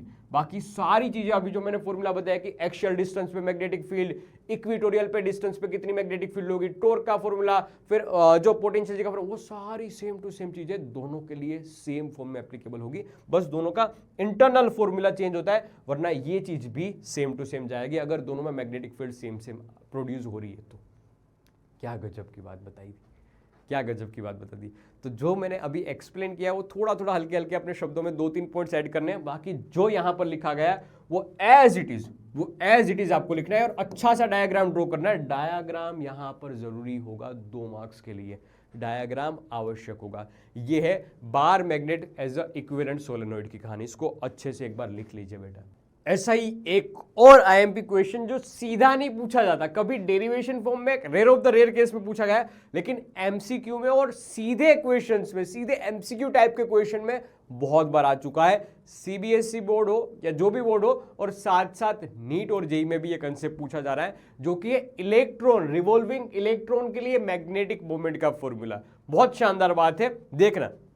Current carrying loop के लिए हम बोलते थे कि करंट की डायरेक्शन में उंगलियां घुमाओ, जो डायरेक्शन देगा अंगूठा वही मैग्नेटिक मोमेंट की डायरेक्शन होती है, that is equal to m into I. वैसे ही सेम ये करंट किसकी वजह से बना है भाई? इलेक्ट्रॉन की वजह से। इसके रिवर्स डायरेक्शन में इलेक्ट्रॉन भागते हैं, इसके रिवर्स डायरेक्शन में इलेक्ट्रॉन भागते हैं। करंट ऐसे आ रहा है तो इलेक्ट्रॉन ऐसे जा रहा होगा। हाँ सर, तो यहां पर हम सिर्फ और सिर्फ एक इलेक्ट्रॉन की बात करते हैं, सिर्फ और सिर्फ अभी एक इलेक्ट्रॉन की बात करते हैं। देखना, ये डायरेक्शन करंट की वजह से निकाली जाएगी, और जो इलेक्ट्रॉन के रिवोल्यूशन डायरेक्शन होगी उससे अपोजिट डायरेक्शन में मैग्नेटिक मोमेंट मिलती है। लेकिन मैग्नेटिक मोमेंट मिलती कैसे है उसका फॉर्मूला समझो।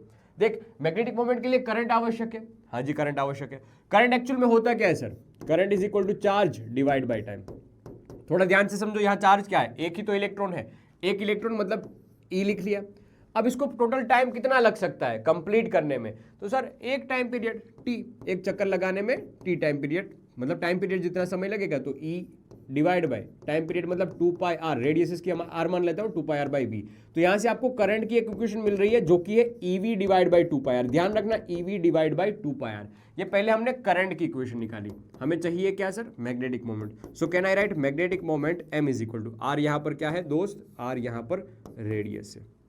Magnetic moment is equal to I into A, that can I write I is equal to E V divide by 2 pi R, और sir area is equal to pi R का square. ध्यान से देखो, पाई पाई मरा सर, और कुछ मर रहा है? एक एक आर मरा, तो यहां से बनेगा ई वी डिवाइड बाई 2, और यहां से बच गया आर।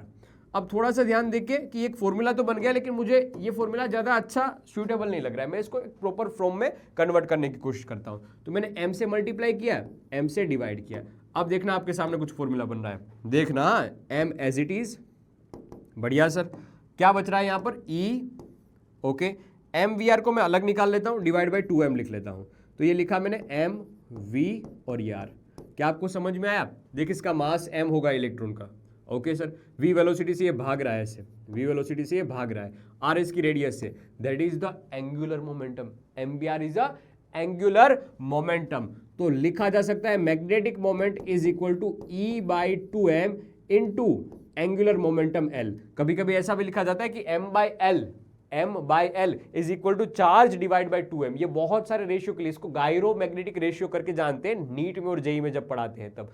अभी आपके लिए तो बस इतना सा काम का है, और ये फॉर्मूला बहुत काम का है, क्योंकि ऐसे क्वेश्चंस आ जाते हैं आपकी एग्जामिनेशन में, ऐसे क्वेश्चंस आपकी एग्जामिनेशन में आ जाएंगे। सीधा ये फॉर्मूला भी आ सकता है, ईवी आर डिवाइड बाई 2। ये फॉर्मूला भी सीधा सीधा आ सकता है, ईवी आर डिवाइड बाई 2 ये फॉर्मूला भी आ सकता है। और हमने यहां से क्या किया था? EVR डिवाइड बाई 2, m से मल्टीप्लाई किया, m से डिवाइड किया था। और ये फॉर्मूला भी आ सकता है, इस चीज का भी ध्यान रखना है। इसको गायरो मैग्नेटिक रेशियो करके भी जानते हैं। अगर m बाई एल लिख दूं तो इसको गायरो मैग्नेटिक रेशियो करके भी हम जानते हैं। ये एग्जामिनेशन में बहुत बार पूछा गया है, नीट में और जेईई में।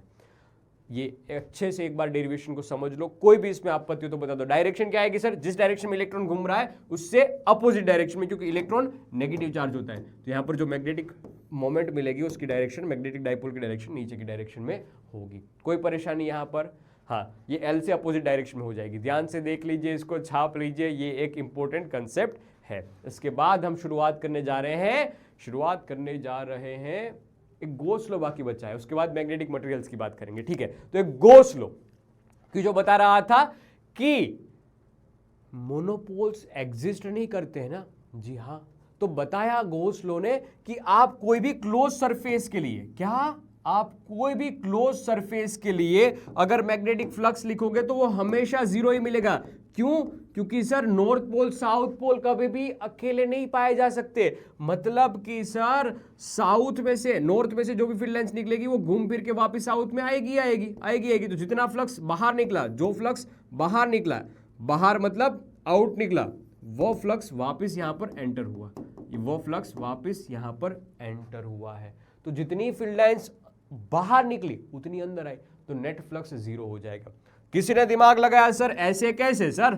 हम तो है चालाक दिमाग वाले, मैंने ये आधा यहां पर रखा, आधा यहां पर रखा। अब बताओ सर, लो अब बताओ कैसे, ये नॉर्थ बाहर, साउथ अंदर। अब बताओ ये क्लोज सरफेस के लिए, ये क्लोज सरफेस के लिए। अब मुझे बताओ कि क्या फ्लक्स जीरो है कि नहीं है।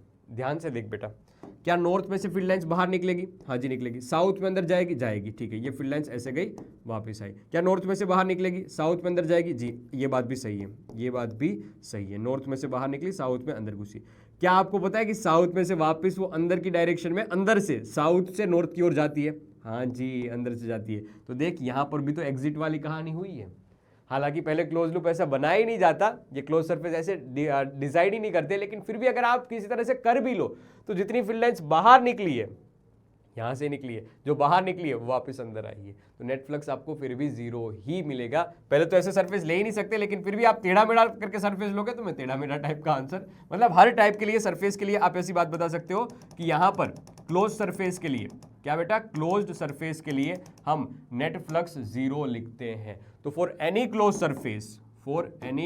सरफेस नेट फ्लक्स मतलब आ जाएगा बी डॉट डी ए का इंटीग्रेशन इज जीरो। ये गोस साहब ने बताया, तो गोस लॉ फॉर मैग्नेटिज्म के नाम से जाना गया है। इसका रीजन बताया जा सकता है कि यहाँ पर मैग्नेटिक मोनोपोल्स एग्जिस्ट नहीं करते, और दूसरी बात कि यहाँ पर कोई भी ऐसा सोर्स या सिंक नहीं है कि जिसकी वजह से आप बोलो कि यहाँ से मैग्नेटिक फील्ड जनरेट हुई है। नहीं, ऐसा कोई भी और सोर्स और सिंक नहीं है कि जहाँ पर इलेक्ट्रिक फील्ड कहीं खा ली जाए या फिर कहीं से उत्पन्न कर दिया जाए। ये गोस लॉ फॉर मैग्नेटिज्म, ये पूरी एक कहानी हुई है बार मैग्नेट की। अब एक दूसरा अध्याय हम पढ़ने जा रहे हैं जिसको कहेंगे मैग्नेटिक प्रॉपर्टीज ऑफ मैटर, मतलब मैग्नेटिक मटेरियल्स के बारे में पढ़ने वाले हैं।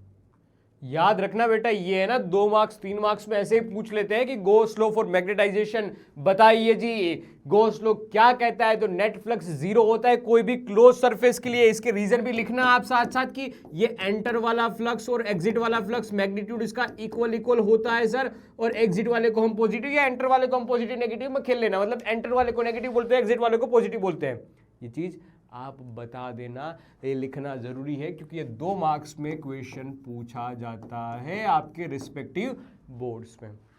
अब दूसरी कहानी जिसकी बात हम कब से कर रहे हैं कि मैग्नेटिक मटेरियल्स के बारे में पढ़ रहे हैं। सर कोई भी मटेरियल ये मैग्नेटिक नेचर क्यों शो करता है, यहाँ पर कहीं भी मैग्नेटिक नेचर आ रहा है क्यों शो हो रहा है, तो वहां पर एटॉमिक स्ट्रक्चर चेक किया जाता है।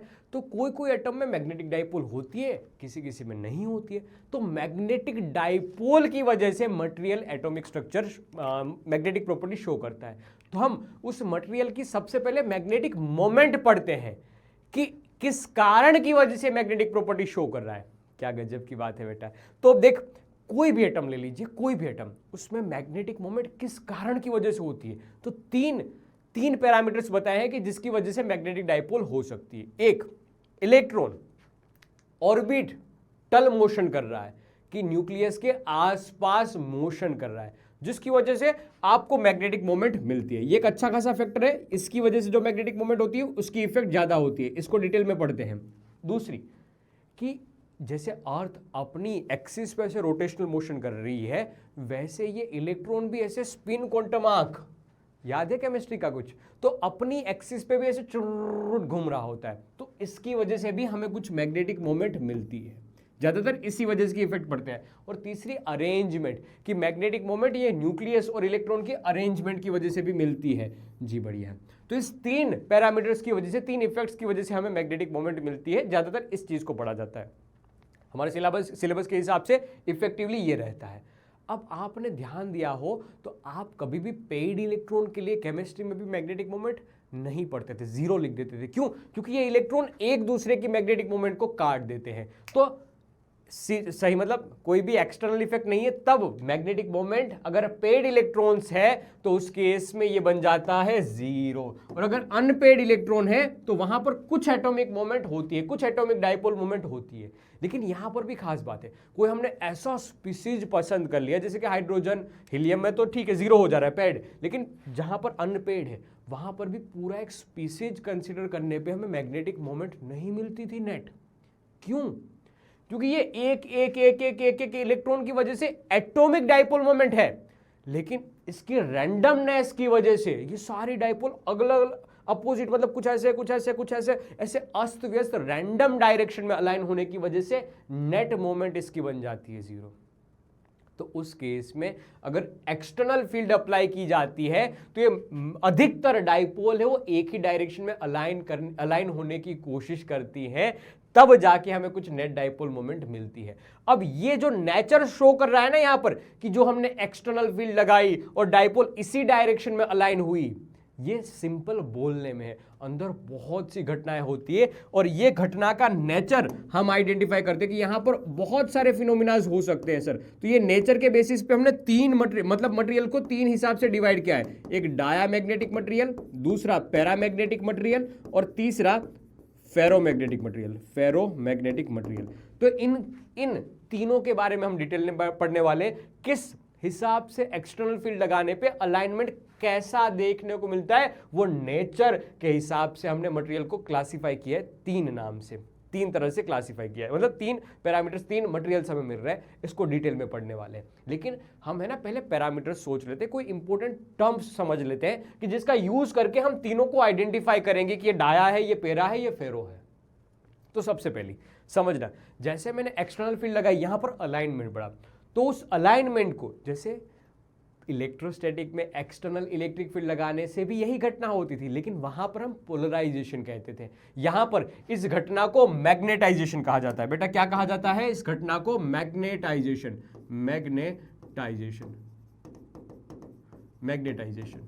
अब इस मैग्नेटाइजेशन की इंटेंसिटी कितना अलाइनमेंट हुआ है, वो कैसे पता चलेगा? तो इसके लिए हमने कुछ इंपॉर्टेंट टर्म्स डिफाइन किए हैं, तो जो पढ़ना आवश्यक बनेगा। तो सम इंपॉर्टेंट टर्म्स, पहला टर्म है हमारे पास कि इंटेंसिटी ऑफ मैग्नेटाइजेशन। बहुत सिंपल तरीके से बताऊंगा बेटा, समझते रहना, बहुत सिंपल तरीके से। पहले एटॉमिक डाइपोल थी, लेकिन रैंडमनेस के कारण नेट डाइपोल मोमेंट हो गई 0 बेटा, ठीक है, नेट डाइपोल मोमेंट हो गई 0। एक्सटर्नल फील्ड लगाई, जिसकी वजह से अधिकतर डाइपोल है वो एक ही डायरेक्शन में अलाइन होने की कोशिश की, ठीक है सर। अब ये घटना हुई मैग्नेटाइजेशन, इस घटना को क्या बोला जाएगा? मैग्नेटाइजेशन। लिखते जाना, समझते जाना, इस घटना को कहा जाएगा मैग्नेटाइजेशन। और कितनी ताकत से, कितनी इंटेंसिटी से मैग्नेटाइजेशन हुआ है वो डिफाइन किया जाएगा इंटेंसिटी ऑफ मैग्नेटाइजेशन। कि कोई एक वॉल्यूम पसंद कर लीजिए, उस वॉल्यूम में कितनी डाइपोल अलाइन हुई है, तो net dipole moment divide by volume, इसको कहा जाता है इंटेंसिटी ऑफ मैग्नेटाइजेशन, जिसको हम I से रिप्रेजेंट करते हैं और हमारी एनसीईआरटी में इसको M से रिप्रेजेंट किया है। तो एनसीईआरटी में M लिखा हुआ है, मतलब कि ये इंटेंसिटी ऑफ मैग्नेटाइजेशन के बारे में बात करते हैं, लेकिन हमने एक बार M डिफाइन कर दिया कि ये डाइपोल के लिए यूज किया जाएगा, इस वजह से हम ऐसे लिखते हैं। बढ़िया, कोई आपत्ति बेटा? कोई आपत्ति? अब एनसीईआरटी के हिसाब से ना एक और फॉर्मूला है ऐसे, I is equal to N into IM। इस IM को है ना मैग्नेटाइजिंग करंट कहते हैं और N नंबर ऑफ टर्न्स है। जैसे कि सोलेनॉइड की बात की जाएगी कि सोलेनॉइड के अंदर की बात है, जैसे मटेरियल हमने सोलेनॉइड के अंदर रख दिया, तो अब अंदर हमें कुछ I देखने को मिलेगी, तो इस I को मैग्नेटाइजिंग करंट कहा गया है। मैग्नेटाइजिंग, अरे हट जा बेटा, मैग्नेटाइजिंग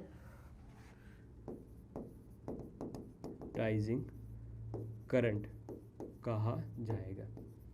कंफ्यूज मत होना, मैग्नेटाइजिंग करंट के नाम से इसको जाना जाता है, ठीक है। IM को मैग्नेटाइजिंग करंट, N क्या है? Number of turns per length है। बढ़िया, अब डिफाइन भी देख, सेम जो बात मैंने अभी समझाई है वही सेम टू सेम बात है वो यहां पर लिखी गई है कि नेट मैग्नेटिक मोमेंट पर वॉल्यूम को हम कहते हैं क्या? Intensity of magnetization. Okay sir ji, okay.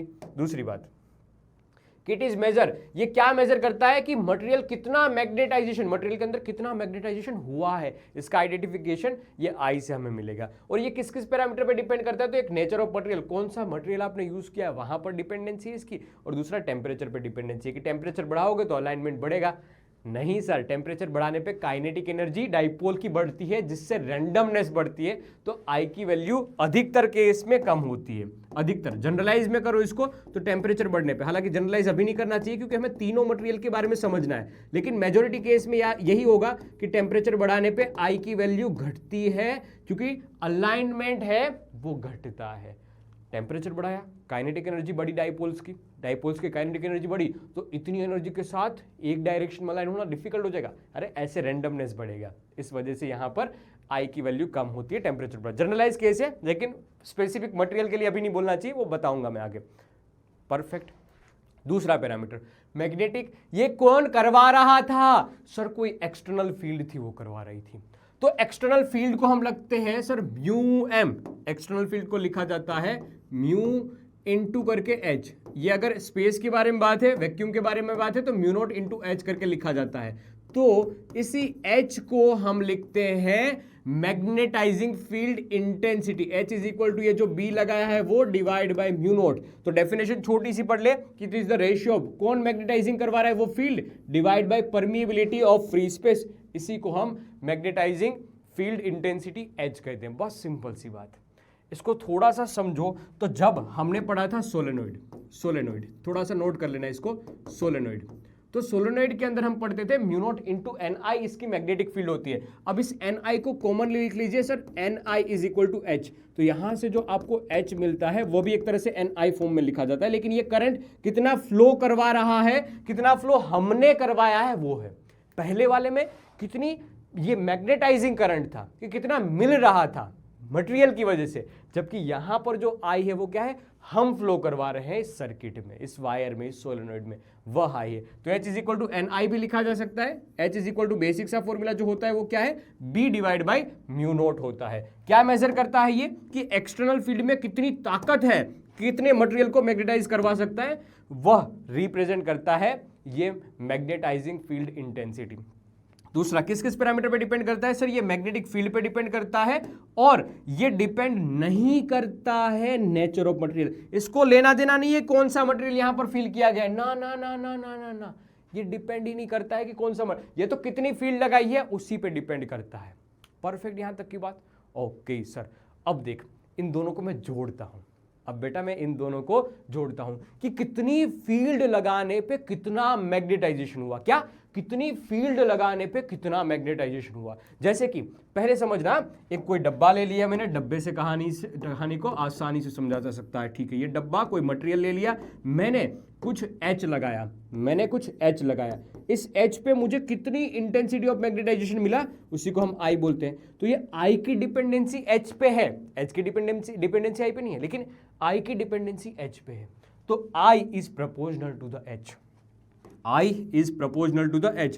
अब इस प्रोपोर्शनलिटी को हटाने के लिए हम एक कांस्टेंट लिखेंगे और उस कांस्टेंट को कहा जाता है ससेप्टिबिलिटी। क्या बोला जाएगा? ससेप्टिबिलिटी। तो I is equal to susceptibility into H। और एक बात कि ऐसा भी लिखा जा सकता है कि I by H is equal to susceptibility chi M। ये भी एक फॉर्मूला याद रखना, ये काम के फॉर्मूले बेटा, ये डायमेंशनल लेस क्वांटिटी होती है। ससेप्टिबिलिटी बहुत बार पूछा जाता है, डायमेंशनल लेस क्वांटिटी है। I बाई H के रेशियो को हम ससेप्टिबिलिटी के नाम से जानते हैं। और एक फॉर्मूला भी इसका बताऊंगा, थोड़ा सा रुकना, अभी इसका डेरिवेशन भी कराऊंगा, समझना एक बार। ठीक है सर, मैग्नेटिक परमिएबिलिटी, ओके, ये क्या चीज है? फोर्थ नंबर मैग्नेटिक परमिएबिलिटी, इसको कहा है susceptibility chi M। Third parameter, fourth parameter magnetic permeability, जिसको लिखा जाएगा म्यू M, या म्यू ही लिख लीजिए। ठीक है सर, अभी लिखा था mu, B is equal to mu into H। अगर देखो मैं इसको लिख लूँ मीडियम के लिए तो म्यू M इंटू H। हाँ सर, अगर मैं वैक्यूम के लिए लिखूँ तो B naught is equal to mu naught into H। हाँ जी सर, बढ़िया।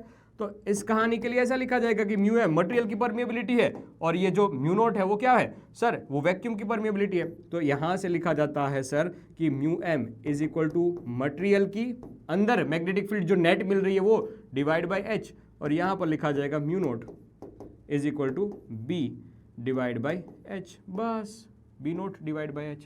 और इन दोनों के रेशियो को भी शायद आपको पता होगा कि इन दोनों के रेशियो को हम रिलेटिव परमिएबिलिटी बोलते हैं। याद है क्या आपको ये चीज? इन दोनों के रेशियो को हम रिलेटिव परमिएबिलिटी बोलते हैं। मतलब इसी में एक चीज याद रख ले, रिलेटिव परमिएबिलिटी क्या होती है? रिलेटिव परमिएबिलिटी,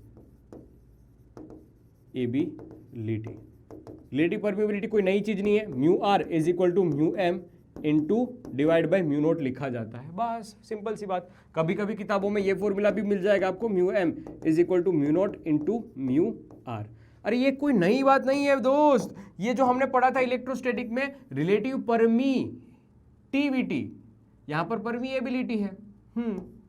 देख कुछ कुछ वैसी बात है, कुछ कुछ वैसी ही बात है, कंफ्यूज नहीं होना आप बेटा। परमीएबिलिटी, मीडियम की परमीएबिलिटी, फ्री स्पेस की परमिटिविटी, इन दोनों का रेशियो यानी रिलेटिव परमिएबिलिटी, इन दोनों का रेशियो मतलब रिलेटिव परमिएबिलिटी। एक बार सेपरेटली भी लिख ले, देखो कोई मटेरियल के लिए आप अलग से लिखते हो तो इन दोनों का रेशियो क्या बन जाएगा, B net divide by B naught, इन दोनों का रेशियो किसकी वैल्यू दे देगा, रिलेटिव परमिएबिलिटी की वैल्यू दे देगा। म्यू एम इंटू एच वहां से ले लिया, ये म्यू नोट इंटू एच, ये B mu M into H और ये mu naught into H, H H मर जाएगा तो ये बन जाएगा mu M divide by mu naught. बस इसको रिलेटिव परमिएबिलिटी भी कहा जाता है। और कई कई किताबों में सीधा फॉर्मूला ऐसा भी दिया जाएगा कि मीडियम की permeability is equal to mu naught into mu R. अब देख ससेप्टिबिलिटी और इन दोनों के बीच का रिलेशन है, बहुत फेमस है और ये बोर्ड में बहुत बार पूछा जाता है कि सीबीएसई बोर्ड में बताओ कि इन दोनों के बीच का रिश्ता क्या है। क्या क्या क्या क्या, क्या सर, परमिएबिलिटी मतलब कि म्यू आर और ससेप्टिबिलिटी के बीच का रिश्ता क्या है सर, इन दोनों के बीच का रिश्ता क्या है।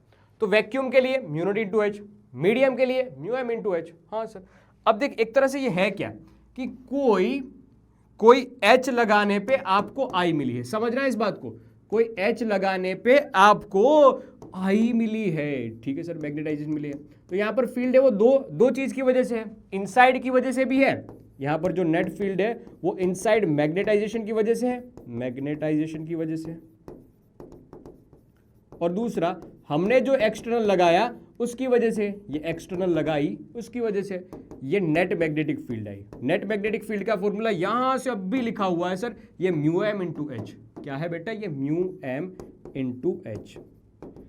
जो इनसाइड मैग्नेटाइजेशन है उसको लिखा जाता है sir mu naught into I plus external यानी mu naught into H. Sir क्या म्यू एम को मैं ऐसा लिख सकता हूं, mu R mu naught into H, sir अभी पढ़ा है, mu naught I plus mu naught H.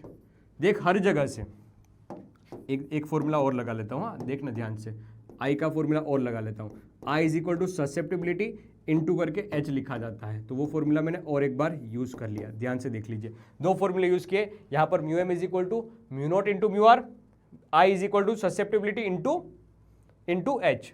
अब हर जगह से देख एच एच एच एच मर जाएगा, म्यू नोट मर जाएगा, तो mu R is equal to, ध्यान से देखना, mu R is equal to mu naught, यहां से बचा susceptibility plus one, susceptibility plus one, बस ये फॉर्मूला बन गया, ये एक फॉर्मूला बन गया। ध्यान से देख लीजिए इसको, ध्यान से देख लीजिए इसको, ये डेरिवेशन बहुत बार पूछा जाता है बोर्ड एग्जामिनेशन में कि इन दोनों के बीच का रिश्ता हमें बताइए।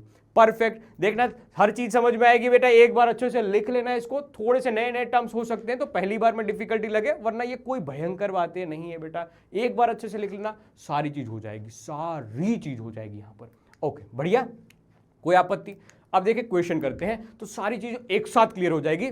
थोड़ा हो सकता है कि डिफिकल्ट लगे क्योंकि अभी आपने टर्म्स पढ़े और अभी ही मैं इसका तगड़ा वाला क्वेश्चन करवा रहा हूं, लेकिन जरूरी है, अगर ये समझ में आ गया, ये 20-25 मिनट का खेल समझ में आ जाएगा तो आपको ये टर्म्स में कभी भी कंफ्यूजन नहीं होगा बेटा। तो एक अच्छा क्वेश्चन करते हैं, एक्सरसाइज नंबर 5 में दे रखा है, पहले पढ़ते जाना। क्या दे रखा है कि एक सोलेनोइड की बात बता रखी है, सर जी पढ़ते जा रहे हैं कि एक सोलेनोइड जिसकी रिलेटिव परमिएबिलिटी दे रखी है, तो मैंने लिख लिया relative permeability is equal to 400।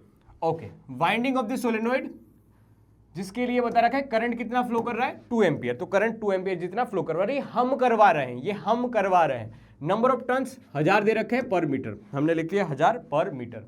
हमें कैलकुलेट करना है एच की वैल्यू, एच यानी क्या होता था, मैग्नेटाइजिंग फील्ड इंटेंसिटी, याद रखना ये वर्ड्स। बी यानी नेट मैग्नेटिक फील्ड, एम यानी कि हमने जो आई लिखा था वो इंटेंसिटी ऑफ मैग्नेटाइजेशन, डी यानी मैग्नेटाइजिंग करंट जो हमने लिखा था H is equal to N I, H नहीं I is equal to N I, H नहीं था यहाँ पर आई था, ठीक है सर, तो ये I is equal to N I M वो निकालना है। सर ठीक है ठीक है ठीक है, तो जो जो चीजें मुझे निकालनी है मैं एक बार उसके रिलेटेबल फॉर्मूला याद करता हूँ। क्या ये आपको याद है कि सोलेनोइड के लिए मैंने पहले ही लिख दिया था कि एच की वैल्यू ऐसे, सोलेनोइड के लिए मैंने पहले ही लिख दिया था कि net magnetic field is equal to mu naught into N I, और इस mu naught into N I में जो एच होता है वो Ni को रिप्रेजेंट करता है, तो H is equal to Ni। Sir, तो ये जो दे रखा है वो 1000 इंटू करके 2, तो ये बन जाएगा 2000, और ये टन्स पर मीटर होता है ना, टन्स पर मीटर, और आई की वैल्यू तो किस में होती है, एम्पियर में होती है, तो एम्पियर पर मीटर हो जाएगा, ये एम्पियर पर मीटर हो जाएगा, यही बात।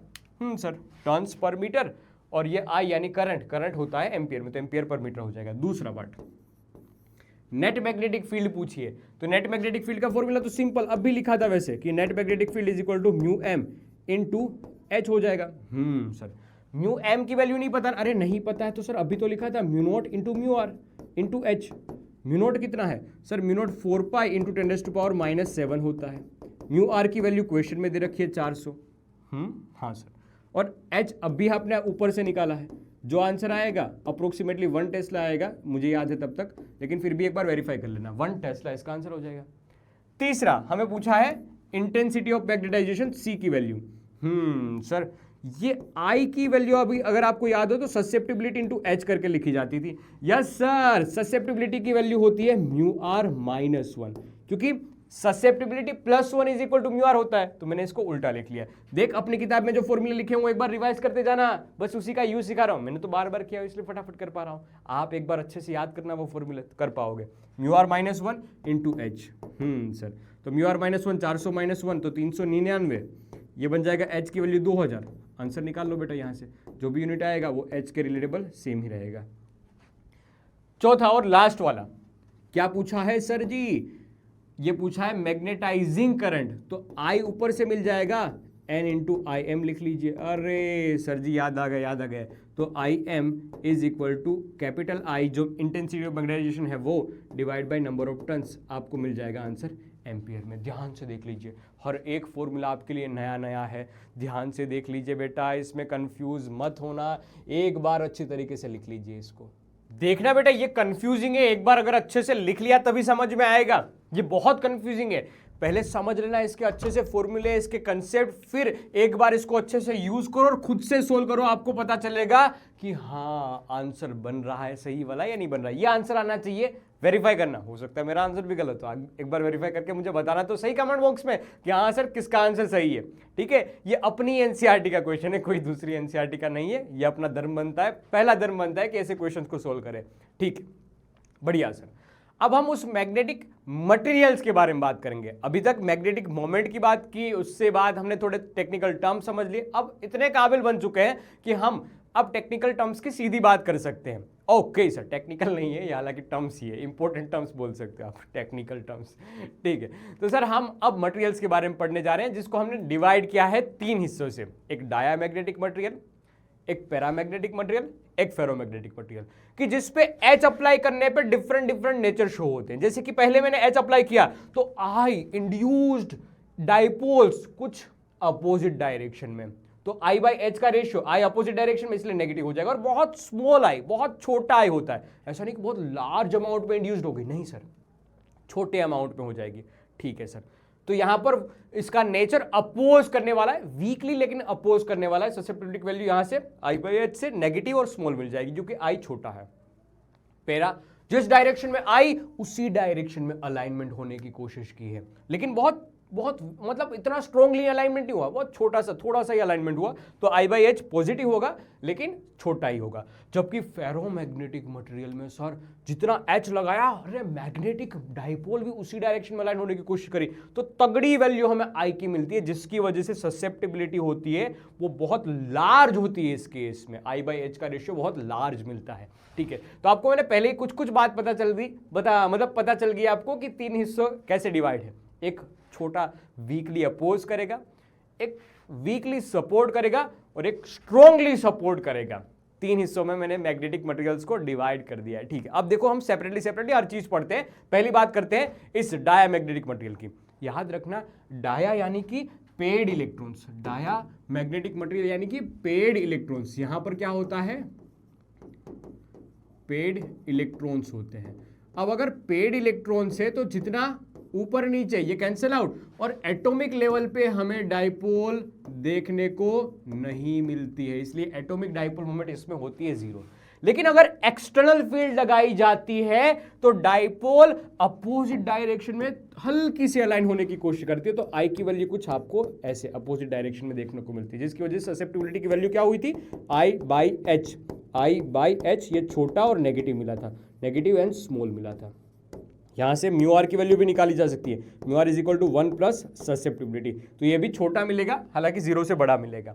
ओके सर, दूसरी बात, ज्यादातर मैग्नेटिक फील्ड है ना इससे दूर भागेगी, क्योंकि अपोज करने का नेचर है इसका, अपोज करने वाले के पास कौन जाता है बेटा, हाँ, तो ये यहां पर भी लागू होता है। देखो ये अपोज करने वाले के लिए मैग्नेटिक फील्ड कुछ ऊपर से चलेगी, कुछ नीचे चलेगी, यहां पर हल्की सी, मतलब कोई मजबूरी में होगा वही उसके पास से निकलेगा, तो ये अपोज कर रही है, ठीक है।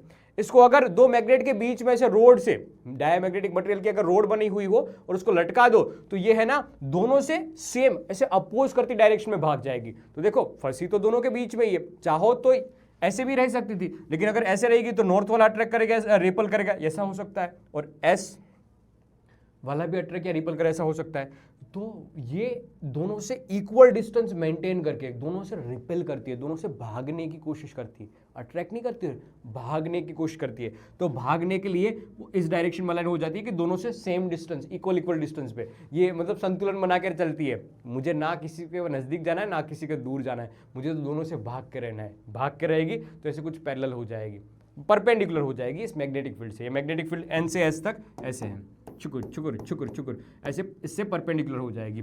सर ठीक है ठीक है ठीक है। अब देखो लिखने की, ये तो आपने समझा है ना, लिखेंगे कैसे सर, लो लिखा हुआ अभी तुम्हारा भाई लाया है कि इसके पास पेड इलेक्ट्रॉन्स होते हैं, जिसकी वजह से परमानेंट मैग्नेटिक डाइपोल नहीं होती है। यहां परमानेंट मतलब मीनिंग क्या हो जाएगी, एटॉमिक लेवल पे डाइपोल मोमेंट 0 होती है। ओके सर, अब इसके एग्जाम्पल बता दीजिए सर। तो copper, zinc, bismuth, silver, gold, antimony, marble, water, glass, NaCl को अच्छे से लिख लेना, plastic bodies, petroleum substance, etcetera etcetera, ये सारे एग्जाम्पल हो जाएंगे डायामैग्नेटिक मटेरियल के। ओके सर, नोटेड सर, ये 4 पॉइंट्स लिखना, बाकी आप हल्के हल्के इसके डायग्राम्स ड्रॉ करना। ये पहला केस भी वैसे लिख लेना कि यहाँ पर इंड्यूस्ड जैसे एक्सटर्नल फील्ड लगाई है, on applying the external magnetic field, ये डाइपोल है वो अपोजिट डायरेक्शन में अलाइन होने की कोशिश करती है according to Lenz law. Lenz law के हिसाब से ये अपोजिट डायरेक्शन में अलाइन होने की कोशिश करती है। इतना तगड़ा अलाइनमेंट देखने को नहीं मिलता है, लेकिन सर मैग्नेटिक फील्ड है वो वीकली रिपेल करेगी, वीकली मैग्नेटिक फील्ड लाइंस को रिपेल करेगी, जिसकी वजह से ये मैग्नेटिक फील्ड लाइंस इससे दूर दूर होकर पास होने की कोशिश करता है। अगर मैं इसको एक यूट्यूब ये वाला यूट्यूब नहीं जिसपे आप मुझे देख रहे हो, हाँ ये वाला यूट्यूब नहीं, अगर मैं इसको कोई ऐसे यूट्यूब में ऐसे लिक्विड फॉर्म में रख दूं और उसके पास ऐसे मैग्नेट लग जाऊं, पहले दोनों इक्वल डिस्टेंस पे थे, लेकिन जैसे ही मैं मैग्नेट लेके गया ये छुट करके नीचे से निकल गया, ऐसे छुट करके नीचे से, मतलब ये रिपेल करता है, वीकली रिपेल करता है। कि डायामैग्नेटिक मटेरियल को लिक्विड फॉर्म में अगर यूट्यूब में रख दिया जाए तो मैग्नेट जैसे पास लेके जाओगे ये डिप्रेस फील करेगी, डिप्रेस मतलब दूर भागने की कोशिश करेगी। ये एंड नीचे जा रहा है और ये एंड ऊपर भागने की कोशिश कर रहा है। परफेक्ट, क्या समझ में आ रहा है? ये पहले रोड का जो एग्जांपल बताया था वही है कि रोड को लटकाया तो ऊपर से व्यू कैसा आएगा कि ये रोड है वो ना ऐसे होने की बजाय ऐसे हो गई है। क्यों? दोनों एंड से वो रिपेल कर रही है, इस वजह से। इसमें कोई आपत्ति बेटा? ये डाइपोल डायामैग्नेटिक मटेरियल के कुछ एग्जाम्पल से वो लिखना अच्छे से। कोई पूछे इसमें कि परफेक्ट डायामैग्नेटिक मटेरियल क्या है तो उसको उनको बताना बेटा कि super conductor is the example of perfect diamagnetic material, कि भाई ये स्ट्रॉन्गली रिपेल करेगा। ये तो अब तक है वो वीकली रिपेल करता था कि कुछ लाइन तो पास होगी, ये स्ट्रॉन्गली रिपेल करेगा, स्ट्रॉन्गली, कि कोई भी मैग्नेटिक फील्ड लाइंस को इनमें से पास होने नहीं देगा। तो ससेप्टिबिलिटी इज इक्वल टू -1 हो जाएगी। Mu R is equal to 0 होता है। क्यों होता है वो आपको पता है, क्योंकि मैंने लिखवाया था sir mu R is equal to 1 plus susceptibility, जिस ससेप्टिबिलिटी की वैल्यू यहाँ पर कितनी बनी है -1, इस वजह से 0 बन गया है। इस इफेक्ट को मेजनर इफेक्ट कहते हैं। ठीक है, इस इफेक्ट को क्या कहा जाता है बेटा? मेजनर इफेक्ट लिखा जाता है, बोला जाता है। लिखना कमेंट सेक्शन में अगर ये मेजनर इफेक्ट की कहानी अच्छी लगी तो। किसके लिए बात है? सुपर कंडक्टर के लिए बात है। सुपर कंडक्टर, इसके एग्जांपल बताना आप, सुपर कंडक्टर किसको कहा जाता है। ओके, ये पहले मैग्नेटिक मटेरियल की बात थी। अब दूसरा मैग्नेटिक मटेरियल यानी कि पैरामैग्नेटिक मटेरियल। अब इसके पास है ना पेड इलेक्ट्रॉन है बेटा, तो डाइपोल मोमेंट होगी, एटॉमिक डाइपोल मोमेंट होगी। समझते जाना, पेड इलेक्ट्रॉन इसके पास है, लेकिन रैंडमली ओरिएंटेशन की वजह से नेट डाइपोल इसकी जीरो हो जाएगी। एटॉमिक लेवल पे है इसके पास, कोई एक एटम के पूछो कि एटम तेरे पास एटॉमिक डाइपोल है क्या, तो बोलेगा हाँ सर, तो नॉट इक्वल टू जीरो। लेकिन अगर पूरे स्पीसीज की बात करेंगे तो जीरो हो जाएगा। क्यों? Due to randomness, due to randomness. ये अपोजिट डायरेक्शन में, कुछ कुछ ऐसी डायरेक्शन, अस्त व्यस्त डायरेक्शन में अलाइन होने की वजह से नेट डाइपोल इसकी हो जाती है जीरो। ओके सर, इसके एग्जांपल बताओ सर। Iron oxide, oxygen, magnesium, molybdenum, titanium, ये लिथियम, एल्यूमिनियम, ये सारे एग्जांपल हो जाएंगे पैरामैग्नेटिक मटेरियल के। और सर जी ये सपोर्ट करने वाला था लेकिन वीकली, तो कोई सपोर्ट करेगा तो अच्छा लगेगा, भले ही थोड़ा थोड़ा सपोर्ट करे लेकिन कर तो रहा है। तो मैग्नेटिक फील्ड लाइन इसमें से हल्की हल्की डेंसिटी ज्यादा होगी मैग्नेटिक फील्ड लाइंस की इस पैरामैग्नेटिक मटेरियल के अंदर, क्योंकि मेजोरिटी तो नहीं, लेकिन कोशिश ये करेगी कि मैं इसी के पास में, जब नहीं पहुंच पाएंगे तो ठीक है। देखो ये झुकाव तो आया यहाँ पर भी, ये वाली फील्ड लाइन भी जाना तो चाहती थी लेकिन पहुंच नहीं पाई, वो अलग बात है। लेकिन कोशिश करेगी कि मैं भी इस मटेरियल के अंदर से पास हूं तो मुझे भी कुछ सपोर्ट मिले, तो ये सपोर्ट करने वाला नेचर है ना, इस वजह से। ओके सर, अब एक्सटर्नल फील्ड जैसे ही आप अप्लाई करोगे बेटा जी, हम क्या कर रहे हैं, एक्सटर्नल फील्ड जैसे ही अप्लाई करते हैं तो जैसे ही हमने H अप्लाई किया, जैसे ही हमने H अप्लाई करा तो हमें कुछ मैग्नेटाइजेशन मिला है, कुछ इंटेंसिटी ऑफ मैग्नेटाइजेशन मिला है, कुछ I इस डायरेक्शन में मिला है। तो I is proportional to the H के हिसाब से, या तो मैं सीधा ऐसा लिख सकता हूं कि susceptibility is equal to I divide by H। तो I भी पॉजिटिव लेकिन हल्का सा होगा, मतलब I स्मॉल होगा, स्मॉल H से तो छोटा होगा और इसी डायरेक्शन में अलाइनमेंट है, तो ये पॉजिटिव एंड स्मॉल आएगा, पॉजिटिव एंड स्मॉल आएगा, ससेप्टिबिलिटी की वैल्यू पॉजिटिव एंड स्मॉल आएगी। ओके सर, तो लिखते जाना कि सर इंड्यूस्ड डाइपोल इसी डायरेक्शन में अलाइन होने की कोशिश करेगी जब एक्सटर्नल फील्ड अप्लाई की जाएगी, और मैग्नेटिक फील्ड लाइन से वो inside this paramagnetic material denser होती है, जो मैंने पहले ही बता दिया।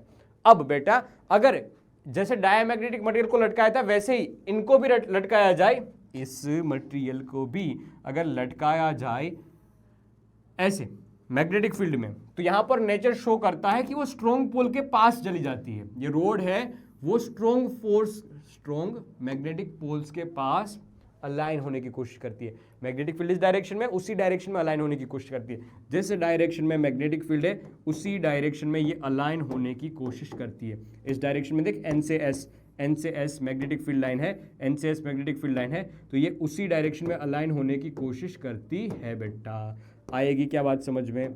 क्या ये बातें समझ में आएगी बेटा? ये इसी डायरेक्शन में अलाइन होने की कोशिश करती है।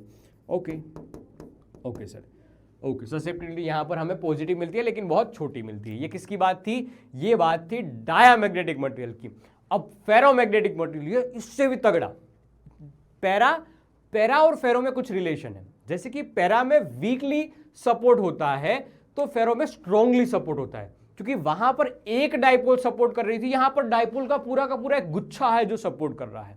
उस डाइपोल के गुच्छे को डोमेन कहा जाता है। यहां पर एक डाइपोल मतलब ये ग्रुप वाली सिस्टम है, ऐसा समझना।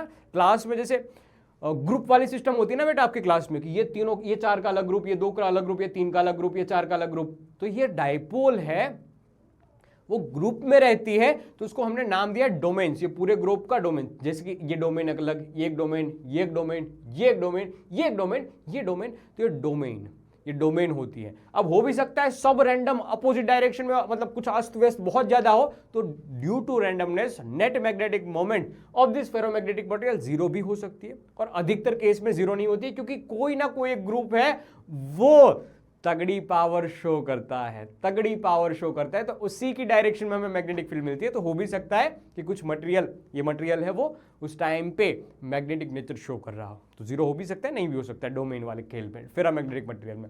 और कहानी कि जैसे ही हम मैग्नेटिक फील्ड अप्लाई करते हैं, देख पहले ये अनमैग्नेटाइजेशन सैंपल, यहां पर कोई मैग्नेटाइजेशन नहीं था, ये अस्त व्यस्त डायरेक्शन में थी, एक दूसरे को सब काट पीट रही थी। यहां पर ये वाला ग्रुप है वो डोमिनेट कर रहा है, ये वाला ग्रुप डोमिनेट कर रहा है, देख मेजोरिटी इसी डायरेक्शन में, तो ये वाला ग्रुप डोमिनेट कर जाएगा। अब स्ट्रॉन्ग मैग्नेटिक फील्ड की सारी एक ही डायरेक्शन में लाइन हो गई। ये हो सकता है जब एक्सटर्नल फील्ड अप्लाई की जाए, ठीक है। तो पहले डोमेन की अच्छे से डेफिनेशन भी पढ़ लेना, लेकिन समझते जाना ये स्ट्रांगली सपोर्ट करने वाले में से, किससे स्ट्रांगली सपोर्ट, कि मेजोरिटी भाई ऊपर से भी उठक के आई और इसी मैग्नेटिक मटेरियल में से पास हो गई, क्योंकि पैरा में भी ऐसी कहानी थी, लेकिन ये स्ट्रॉन्ग वाला है, पैरा वीक वाला था, तो मेजोरिटी इसी में से पास होने की कोशिश करती है। और कहानी कि भाई ये फटाफट जैसे इस रोड को हमने ऐसे फ्रीली मूव करने के लिए छोड़ दिया, तो सर ये फटाफट इसी डायरेक्शन में अलाइन हो जा रही है जिस डायरेक्शन में पैरा वाली अलाइन हो रही थी। पैरा बहुत स्लोली हो रही थी, ये फट से जिस डायरेक्शन में मैग्नेटिक फील्ड है उसी डायरेक्शन में अलाइनमेंट इसने शो कर दिया है। ये समझने की बात। अब इसको लिखा कैसे जाएगा, देख अच्छे अक्षरों में, और हर चीज यहां पर लिखी गई है। एक बार आराम से पढ़ते जाते हैं, साथ में पढ़ते हैं। देखना कि permanent magnetic dipole are present in this cluster, जिसको हम डोमेन कहते हैं। ठीक है, मेजोरिटी टाइम पे यहां पर मैग्नेटिक डाइपोल आपको मिलती है और क्लस्टर फॉर्म में मिलती है, ग्रुप फॉर्म में मिलती है, जिसको हमने डोमेन नाम दिया है। Okay sir, are that randomly oriented, that absence of external magnetic field. Majority time पे रैंडमनेस में ही होती है, लेकिन कोई एक डोमेन का डोमिनेट कर भी सकता है, नहीं भी कर सकता है। ठीक है, in the presence of external magnetic field, domain align to the that magnetic field direction. जैसे ही हमने एक्सटर्नल फील्ड लगा दी, इस डायरेक्शन में लगा दी, मेजोरिटी डोमेन है वो उसी डायरेक्शन में अलाइन होने की कोशिश करेगी। मेजोरिटी डोमेन्स उसी डायरेक्शन में अलाइन होने की कोशिश करेगी। ठीक है सर, अब उस टाइम पे the magnetic field lines tends to crowd in this ferromagnetic. जैसे ही मैग्नेटिक फील्ड लगाई, ये बहुत सारी मैग्नेटिक फील्ड लाइन उसमें से पास होने की कोशिश करेगी। सर बहुत सारी फील्ड लाइंस है वो उसी में से पास होने की कोशिश करेगी। अब ferromagnetic rod quickly itself parallel to the field as the field is stronger at a points. अभी जो मैंने पहले वाली कहानी बताई थी, ये फटाफट इसी डायरेक्शन में लाइन हो जा रही है, इसके बारे में मैंने स्टेटमेंट लिखा है। देख हर चीज यहां पर लिख के लाया, तो मतलब लिखने की कहानी ये है, थोड़ा हल्का फुल्का ड्राइंग करनी भी आपको आनी चाहिए। ठीक है, जरूरी है वो चीज भी। तो ये पूरी कहानी थी किसकी, एक पहले डाया की जो वीकली अपोज करता है, फिर पैरा स्ट्रांगली सपोर्ट करता है, स्ट्रांगली नहीं वीकली सपोर्ट करता है, फेरा की फटाफट मतलब स्ट्रांगली सपोर्ट करता है। ओके सर, अब है ना इसके टेम्परेचर डिपेंडेंसी की बात है, एक बार मैंने लिखी थी, पता है आपको कि ये अलाइनमेंट है, इंटेंसिटी ऑफ मैग्नेटाइजेशन वो टेम्परेचर पे डिपेंड करती है। तो मैम क्यूरी ने ये बताया है कि टेम्परेचर पे डिपेंडेंसी कैसी है। तो पहले डाया के लिए, सर डाया में तो क्या ही अलाइनमेंट हम समझते हैं, तो इसकी डिपेंडेंसी टेम्परेचर पे बहुत रेयरली, मतलब है ही नहीं ऐसा मान लीजिए, है ही नहीं ऐसा मान लीजिए। पैरा के लिए हम पढ़ते हैं क्यूरीज लॉ। किसके लिए पढ़ते हैं बेटा, प्योर पैरामैग्नेटिक मटेरियल के लिए पढ़ते हैं। ठीक है, तो क्यूरीज लॉ ने पहले बताया कि पैरामैग्नेटिक मटेरियल के लिए जैसे जैसे टेम्परेचर बढ़ाया जाएगा वैसे वैसे अलाइनमेंट घटता है, अलाइनमेंट घटता है तो ससेप्टिबिलिटी की वैल्यू घटती है। हमने ये चीज बताई थी, आपको याद है क्या, जैसे कि टेम्परेचर बढ़ाया जाएगा, क्या बढ़ाया जाएगा, टेम्परेचर बढ़ाया जाएगा सर, तो काइनेटिक एनर्जी बढ़ेगी, डाइपोल की काइनेटिक एनर्जी बढ़ेगी, तो रैंडमनेस बढ़ेगी, रैंडमनेस बढ़ेगी बेटा जी, तो सर आई की वैल्यू घटेगी, इंटेंसिटी ऑफ मैग्नेटाइजेशन घटेगी, और आई बाई एच को ही हम ससेप्टिबिलिटी कहते हैं, आई बाई एच को ही हम ससेप्टिबिलिटी कहते हैं। आई घटेगा तो ससेप्टिबिलिटी की घटेगा, और ये कैसे घट रहा है, तो टेम्परेचर पे इनवर्सली प्रोपोर्शनल करता है ये, तो susceptibility is equal to proportional to the I by T, और यहाँ पर एक कांस्टेंट लिख दिया गया है प्रोपोर्शनलिटी हटा के, जिसको हम क्यूरीज कांस्टेंट नाम से जानते हैं, और कुछ इस हिसाब से आपको ग्राफ देखने को मिलता है। ये क्यूरीज लो 2 मार्क्स में क्वेश्चन पूछा जा सकता है, हालांकि ये बहुत सिंपल सा है, लेकिन याद रहना चाहिए टेम्परेचर की डिपेंडेंसी है।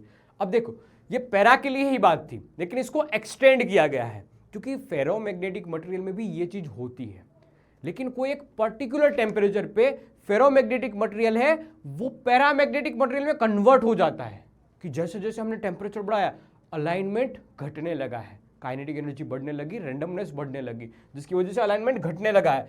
तो कोई एक पर्टिकुलर टेम्परेचर पे फेरोमैग्नेटिक मटेरियल है वो कन्वर्ट हो जाता है पैरामैग्नेटिक मटेरियल पे।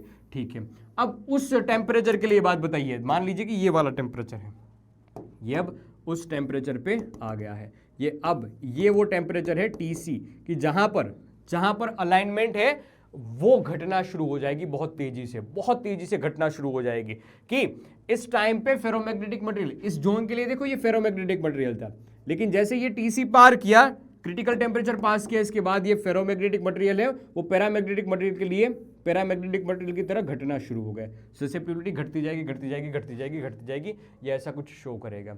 तो बात बताई गई है कि whose magnetic susceptibility obeys the following law, ऐसे लिखा जाएगा कि susceptibility is equal to C divide by temperature T, इसके बाद जो भी टेम्परेचर होगा वो T माइनस TC, जिस TC को हम क्यूरीज टेम्परेचर या क्रिटिकल टेम्परेचर के नाम से भी जानते हैं, ज्यादातर क्यूरीज टेम्परेचर से इसको जाना जाता है। ये पूरी कहानी थी क्यूरी वाइसिस लॉ की।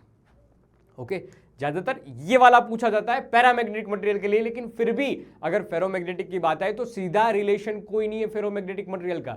एक पर्टिकुलर टेम्परेचर पे फेरोमैग्नेटिक मटेरियल है वो कन्वर्ट हो जाता है पैरामैग्नेटिक मटेरियल पे, और फिर जाके पैरा वाली प्रॉपर्टी का हम यूज कर सकते हैं। परफेक्ट, यहां तक की बात है। अब मैंने एक टेबल बना दिया, इस टेबल को अच्छे से पढ़ लेना। सारी बात वापस जो समझाई वो एक बार कंपैरिजन पॉइंट ऑफ व्यू से बता दी है। डायामैग्नेटिक, पैरामैग्नेटिक और फेरोमैग्नेटिक, हर बात मैंने बता दी एक टेबल के फॉर्म में। इसको अच्छे से रिवाइज कर लेना। अब एक छोटा सा टॉपिक बचता है जो मैंने शुरुआत में बताया था कि परमानेंट मैग्नेट कुछ होते हैं, कुछ टेम्पररी मैग्नेट होते हैं और कुछ इलेक्ट्रोमैग्नेट होते हैं। तो हमारे सिलेबस में बोर्ड्स में एक क्वेश्चन पूछा जाता है कि परमानेंट मैग्नेट और इलेक्ट्रोमैग्नेट के बीच का डिफरेंस दीजिए। ये बोर्ड्स पे बहुत बार पूछा जाता है। तो इन दोनों का वर्सेस वाला पार्ट्स में लेके आया हूं, इन दोनों का वर्सेस वाला पार्ट्स में लेके आया हूं। देखना ध्यान से, परमानेंट मैग्नेट की जिसके पास एक्चुअल में मैग्नेटिक प्रॉपर्टी होती है, तो magnetic properties exist when the material is magnetised, ठीक है। जबकि यहां पर क्या होता है पता है कि हम कोई कोयल में लिपेटते हैं, जैसे सोलेनोइड की कोयल में हमने कोई मटेरियल फिल कर दिया, जैसे हमने करंट पास किया तो सोलेनोइड में करंट फ्लो हुआ, करंट फ्लो होने की वजह से मैग्नेटिक नेचर शो करता है। ओके, तो लिखते जाना यहां पर कि sir the magnetic property are displaced only the current is pass through the coil. जब करंट पास होगा तभी ये प्रॉपर्टी शो होती है, अदरवाइज नहीं। फिर strength depends upon the nature of material used. कौन सा मटेरियल आपने यूज किया है उस पे डिपेंडेंसी होगी इस परमानेंट मैग्नेट की। जबकि यहां पर स्ट्रेंथ को बढ़ाया भी जा सकता है, घटाया भी जा सकता है। अगर मैं कोई अच्छी बैटरी वाला करंट ज्वाइन करूंगा, अच्छी बैटरी ले आया, पहले 10 वोल्ट की थी अब 100 वोल्ट की, 200 500 वोल्ट की ले आया, तो करंट भी अमाउंट बढ़े, करंट का अमाउंट भी बढ़ेगा। जैसे करंट बढ़ेगा तो यहाँ पर जो मैग्नेटिक इफेक्ट मिलती है वो भी बढ़ेगी, तो हम उसको एडजस्ट भी कर सकते हैं इस वाले में। फिर poles of magnetic can not be change. एक लिख के आ गया N, एक लिख के आया S, फिर खत्म भाई। बार मैग्नेट में से पोल्स को आप काट पे भी पहले ही बताया था काट के क्या होता है। हाँ, तो यहां पर कोई भी चेंज नहीं होता है, जबकि यहां पर पोल्स को हम चेंज कर सकते हैं। पहले मैंने बैटरी मान लीजिए कि ऐसे ज्वाइन की थी, पहले वाले केस में मैंने बैटरी ऐसे ज्वाइन की थी, दूसरे केस में मान लीजिए कि बैटरी की डायरेक्शन में उल्टी कर दूं, ये उल्टा कर दिया ना, ऐसे छोटा ये बड़ा। मान लीजिए कि बैटरी का ओरिएंटेशन मैंने चेंज कर दिया, करंट इसी में से फ्लो करेगा ना। हाँ, बैटरी का ओरिएंटेशन मैंने चेंज कर दिया तो पोल्स चेंज हो जाएंगे, करंट की डायरेक्शन रिवर्स हो जाएगी इस वजह से। Perfect sir. आगे कहानी, it is usually made of a material like a steel. Steel से बनाया जाता है परमानेंट मैग्नेट, ज्यादातर बनाया जाता है स्टील से, सॉफ्ट स्टील, ठीक है। जबकि ये it is usually made of a soft material like a soft iron core. Soft iron core material से यहां पर फिल किया जाएगा और फिर इसको इलेक्ट्रोमैग्नेट में कन्वर्ट किया जाएगा। तो ये कहानी थी किसकी, परमानेंट मैग्नेट और इलेक्ट्रोमैग्नेट की। ये भी पूछा जाता है, थियोरेटिकल क्वेश्चन है 2 मार्क्स में, छोटे छोटे एमसीक्यूज में भी बेटा ये पूछा जा सकता है। तो ये पूरी कहानी थी बेटा मैग्नेटिज्म एंड मैटर की, जहां पर शुरुआत हमने बार मैग्नेट से की थी। बार मैग्नेट के लिए हमने एनालॉजी पढ़ी है पूरी कि ये सोलेनोइड की तरह ही है कुछ। इसकी मैग्नेटिक मोमेंट ऐसे लिखी जाती है, मैग्नेटिक मोमेंट अगर मैं इसको यूनिफॉर्म फील्ड में रख दूं तो टॉर्क का फॉर्मूला है। फिर मैग्नेटिक फील्ड का फॉर्मूला भी सीखा था, पोटेंशियल एनर्जी का फॉर्मूला भी सीखा था। तो कुछ ऐसे क्वेश्चंस की जो इलेक्ट्रोस्टैटिक में आ रहे थे वो भी समझे। दूसरा अध्याय यानी मैग्नेटिक मटेरियल, जिसमें मैग्नेटिक मोमेंट के बारे में समझा वापस, ठीक है। और उसके बाद कहानी शुरू हुई थी डायामैग्नेटिक मटेरियल, फेरोमैग्नेटिक मटेरियल और पैरामैग्नेटिक मटेरियल के बारे में। तो ये पूरी कहानी थी बेटा किसकी, मैग्नेटिज्म एंड मैटर की। अब एक क्वेश्चन आपके लिए जो आपको मुझे कमेंट सेक्शन में बताना है, जेईई मेंस 2021 का क्वेश्चन है, लेकिन ऐसा नहीं है कि आपके एग्जामिनेशन में नहीं आ सकता है। ये कुछ ऐसे क्वेश्चन है जो आपको कंसेप्चुअली क्लियर करेंगे। तो ABCD ऑप्शंस दे रखे हैं। एक मैग्नेटिक फील्ड, ये M है, वो क्या है, M यानी कि I है, M यानी कि I। इंटेंसिटी ऑफ मैग्नेटाइजेशन क्या है, ये इंटेंसिटी ऑफ मैग्नेटाइजेशन,